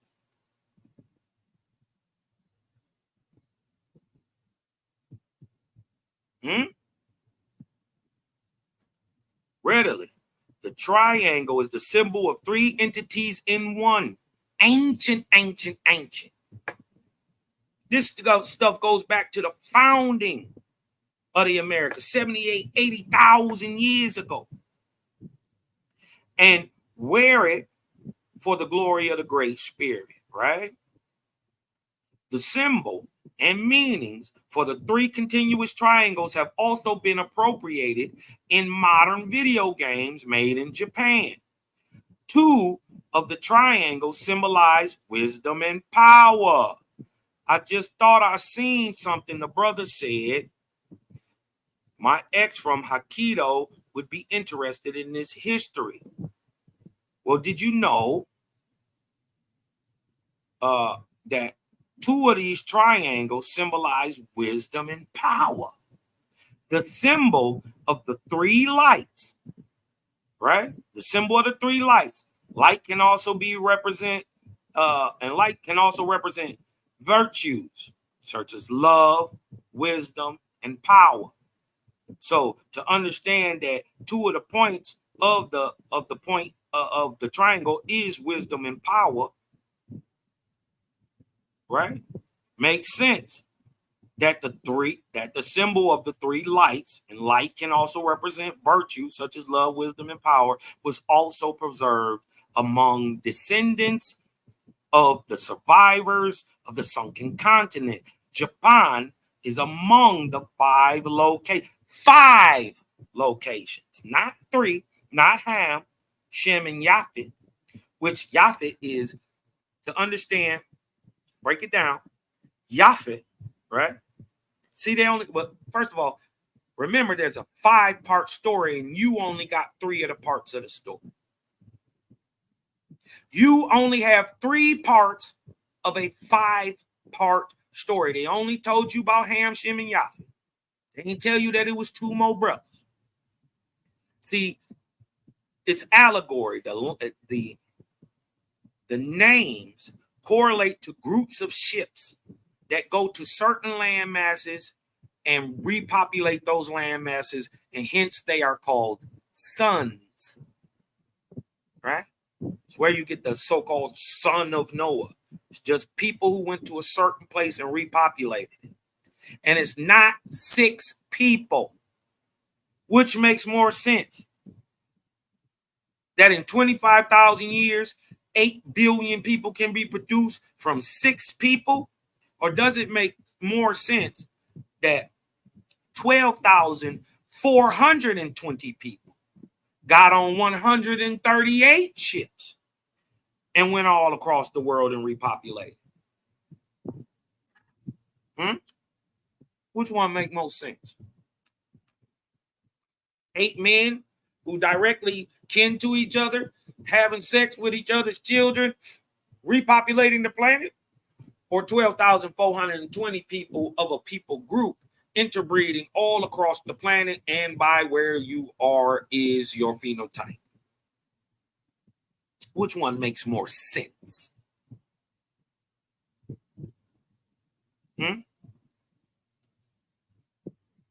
Japan is among the 5 locations.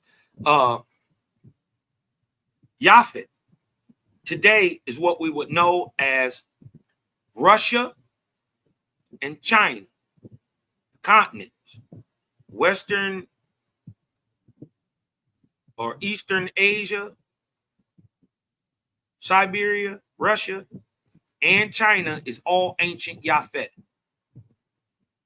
Shem is all the Southeast islands from Australia all the way through Myanmar and Khmer and all the way through India, through the Indian subcontinent, all the way up to Iran, which is Persia, stopping at the Zagros Mountains. Remember, everywhere continents touch, mountains range up. So Ancient Shem is virtually from Turkey, right? Or Iran, let's just say Iran, all the way back down through India, all the way to the southern part of the Himalayas, all the way down through the Southeast Islands, all the way to Australia. That's anciently Shem. The land of west of the Zagros Mountains, right? Anciently called Ham, is now the Middle East, Mediterranean, Southern Mediterranean, Europe, and continental Africa. Europe is a continent.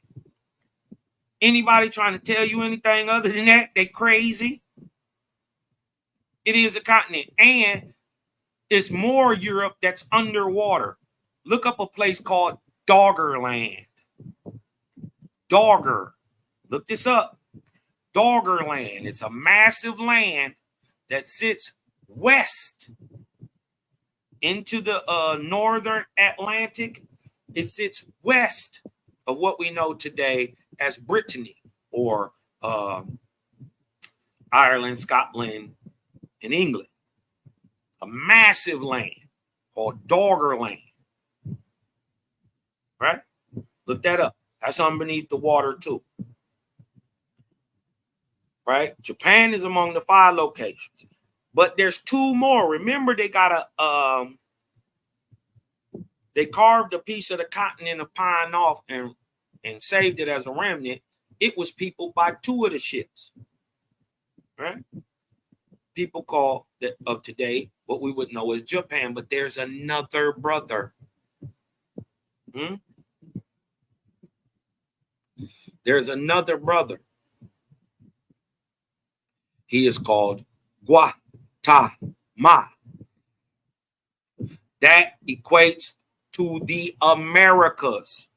North and South America are called anciently Guatemala. Guatemala. Right? They didn't tell you about that brother. They told you about Ham, Shem, and Yafet. They didn't tell you nothing about Yista, which is Japan. And they didn't tell you nothing about Guatemala, which is America. Remember, we showed you that the story of Noah is allegorical for real events. They just don't know how to make it make sense. They don't know what the hell they looking at. Now look, real time. See this? See the triangular nature? See the 3 lights? This is in Peru, on the western coast of South America, facing what? The now sunken continent, Pan. Watch this. WASPI Bible, Book of 8th, 11, 169, and 11, 1 and 73. They shall have 3 great lights. What? The heirloom, the symbol of 3 entities in one. Hold on. Triangular shape. Triangular shape. Hold on. Let's go back. They shall have the indigenous of the world shall have 3 great lights.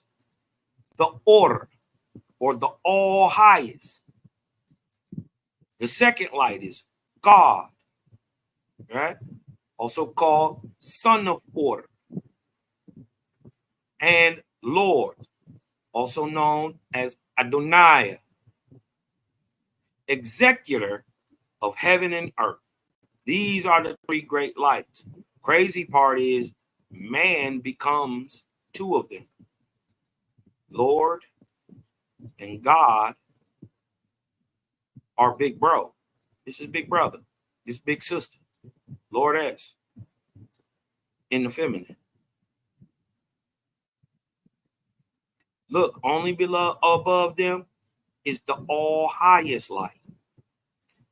God, the Son of the light, the all highest light, or Son of the Creator, is a once living, physical, breathing man. No more than what you will become in time. These lords and gods are not to be praised. They are the executors of heaven and earth.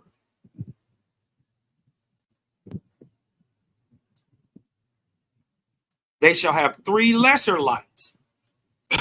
What are the lesser lights? God's angels and the Lord's prophets and the rabbis, the great teachers, prophets. You know what I mean? Great teachers and fathers of the community. They shall have three representative symbols of light. What are the representative symbols of light objectively? The sun, the moon, and the burning flame. Now look, I want y'all to look. This is called the Great Candelabra of Paracas in Peru, right? Remember, this is simulative of the sun, the moon, and the burning flame, but also of God's angels, lords, the prophets, and the rabbis, but also of the all highest light. And God, the Son of the all highest light, and his little homie, Adonai. Look. Three great representations. This is a candelabra of light in Paracas in Peru, right here in America. Look, and the Lord said, and my chosen, who have chosen him. This is how you become the chosen. You got to choose creator. The Lord said, this ain't no, you better than me, I'm better than you. No, we chose what? The order, the all highest. So choose that, you become chosen. And my chosen shall use these lights and symbols, signs and seasons in all divisions of the earth where I have settled them. All divisions. And nothing outside of all. And in the Cosmon era, remember, we in the Cosmon era. When is the Cosmon era? We talking about a time during the 17th arc cycle, 25,000 years ago, before the Common Era, right? From 23,153 to 19,553. This is what we're talking about. But when is the Cosmon Era? The Cosmon Era, right? The arc of Cosmon, right here, is the 25th arc cycle, a 3,000 year span of time, which started in 1848. Y'all see that? 1848 ends in 4848. Year one is in 1848. The 3000th year will end in 4848. If you add 176 years to 1848, you get 2024, right? And Cosmon is, right, the seventh era, or the what? The present time. You ever been praying to God? Been praying to God, trying to get them prayers through you. Everything ain't been working out right. That's because it ain't no God. Not today. Not for the next 3,000 years. Mind you, each one of these, Lika, Cynthia Maj, Fragopity, Osiris, Thor, Apollo, Su, Eighth, right? All them are what? Etherians, angels, high-raised angelic beings. Nothing more than what you gonna become. This is why we never praised Thor, Apollo, Osiris, Fragopity, Cynthia Maj, Lika. But what about today? You've been praying to God? Ever been wondering why your prayers ain't been getting answered? That's because we ain't got no God today. We got a goddess in our present time. Have you ever been seeing the little dog whoop the big dog lately? You ain't been seeing that? You ain't been seeing the rise of feminine energy? You haven't been seeing. First of all, Goddess today said she ain't come here to tell you what was right or wrong, nigga. You already know. She said, I'm here to breed a new race. Have you been seeing? I asked this question last night. Have you been seeing a new race being bred upon the planet? Ask yourself, is there a new race being bred upon the planet? I'll just show you one.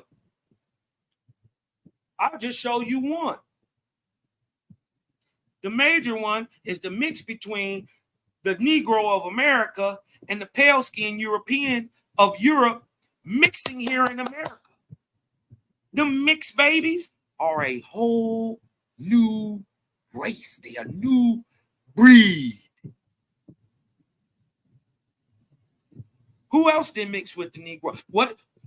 How could, first of all, Owaspi be prejudiced, racist, any of that, or JBN, when he telling us in this book that the remnant of the Algonquin blood in America, he calls us Algonquins, not Africans. That it is that faith is stock, which is the key to the admixing and raising up of a whole new people in America. Mixed with all the best of the best of the best. Huh? They ain't going to be looking at skin color. They're going to be looking at character. They're going to be looking at deed. Who does the highest work? Wouldn't you want your daughter to marry a man like that? Irregardless to what his skin color was?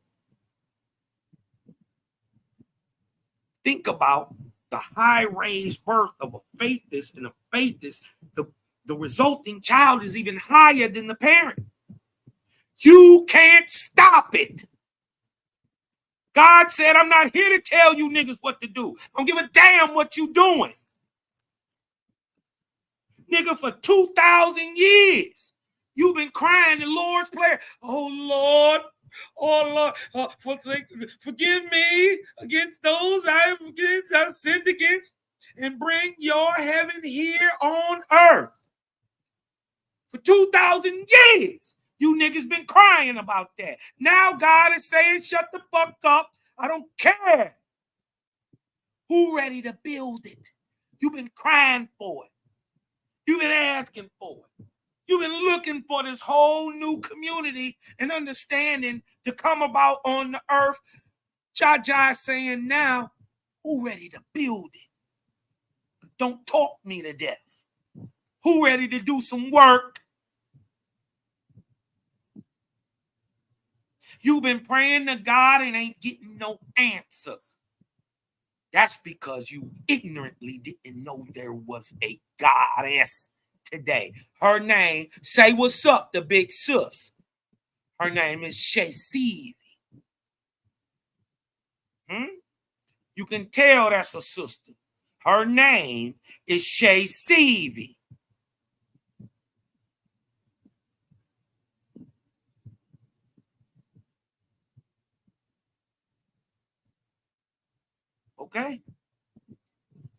Okay. And in the Cosmon era. So what I wanted to show y'all was in the Cosmon era, look where we starting at. We starting up here in the 17th arc cycle. He's saying way down here in the 25th, mind you, which is 24,000 years exactly. I'm not guessing.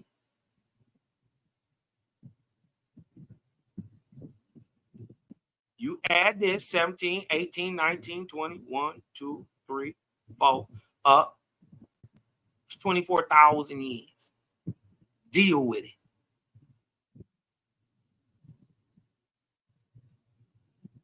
I'm not talking about nothing I can't prove, I can't show. And what I'm showing is on a higher level of light. This is why they don't want to talk to Cosmo. This is why I am the boogeyman of the House of Consciousness, which now I told them 2-3 years ago. I told them 3 years ago. The House of Consciousness is no longer the House of Consciousness. It's the House of Cosmo. I've been the boogeyman ever since. I done called everybody out on the whole show. You seen Cosmo in the debate yet? One-on-one? Want to know why? Because you're going to get this type of flame. And they know it. And in the Cosmo era today, 2024, I will come and show them the framework of my building, which I raise up to the Almighty.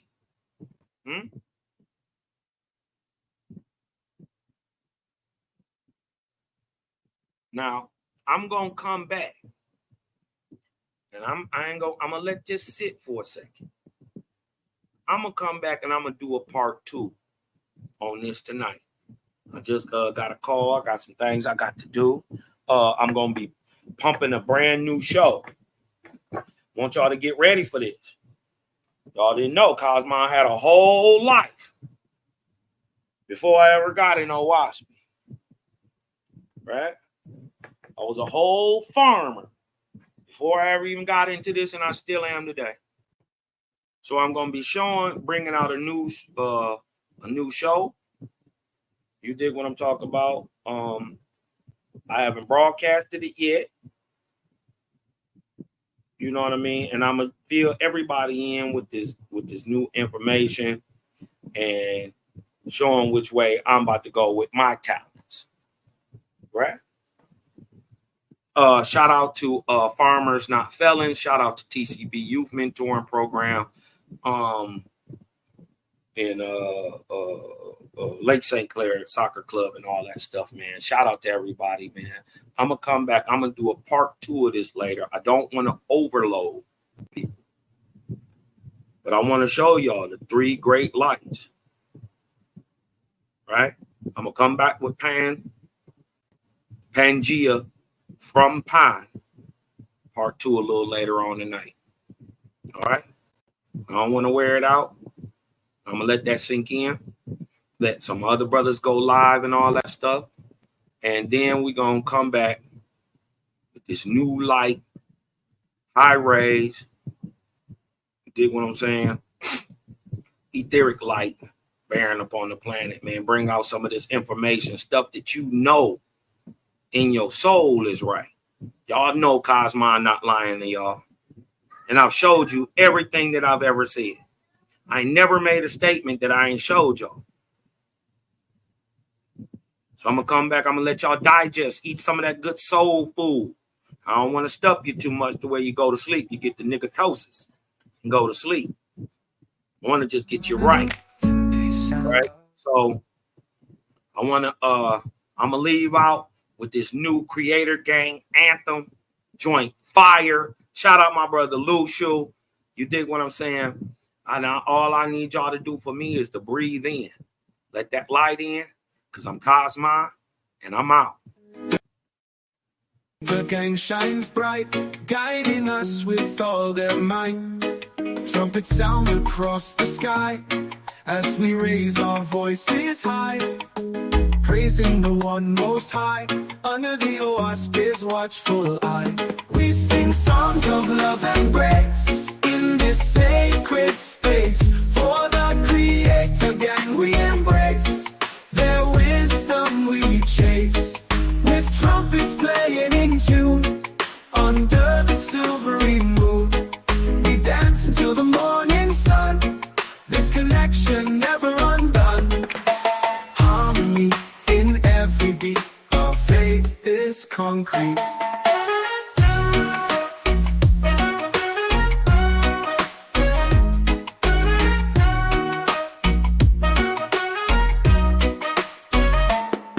Through the pages of the Owaspy, ancient wisdom on display, teaching us the righteous way, leading us to a brighter day.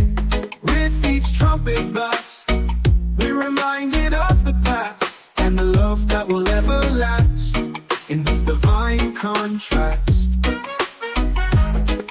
United in spirit, we uplift and hear it. We sing songs of love and grace in this sacred space. For the Creator again we embrace, their wisdom we chase. With trumpets playing in tune, under the silvery moon, we dance until the morning sun, this connection never undone.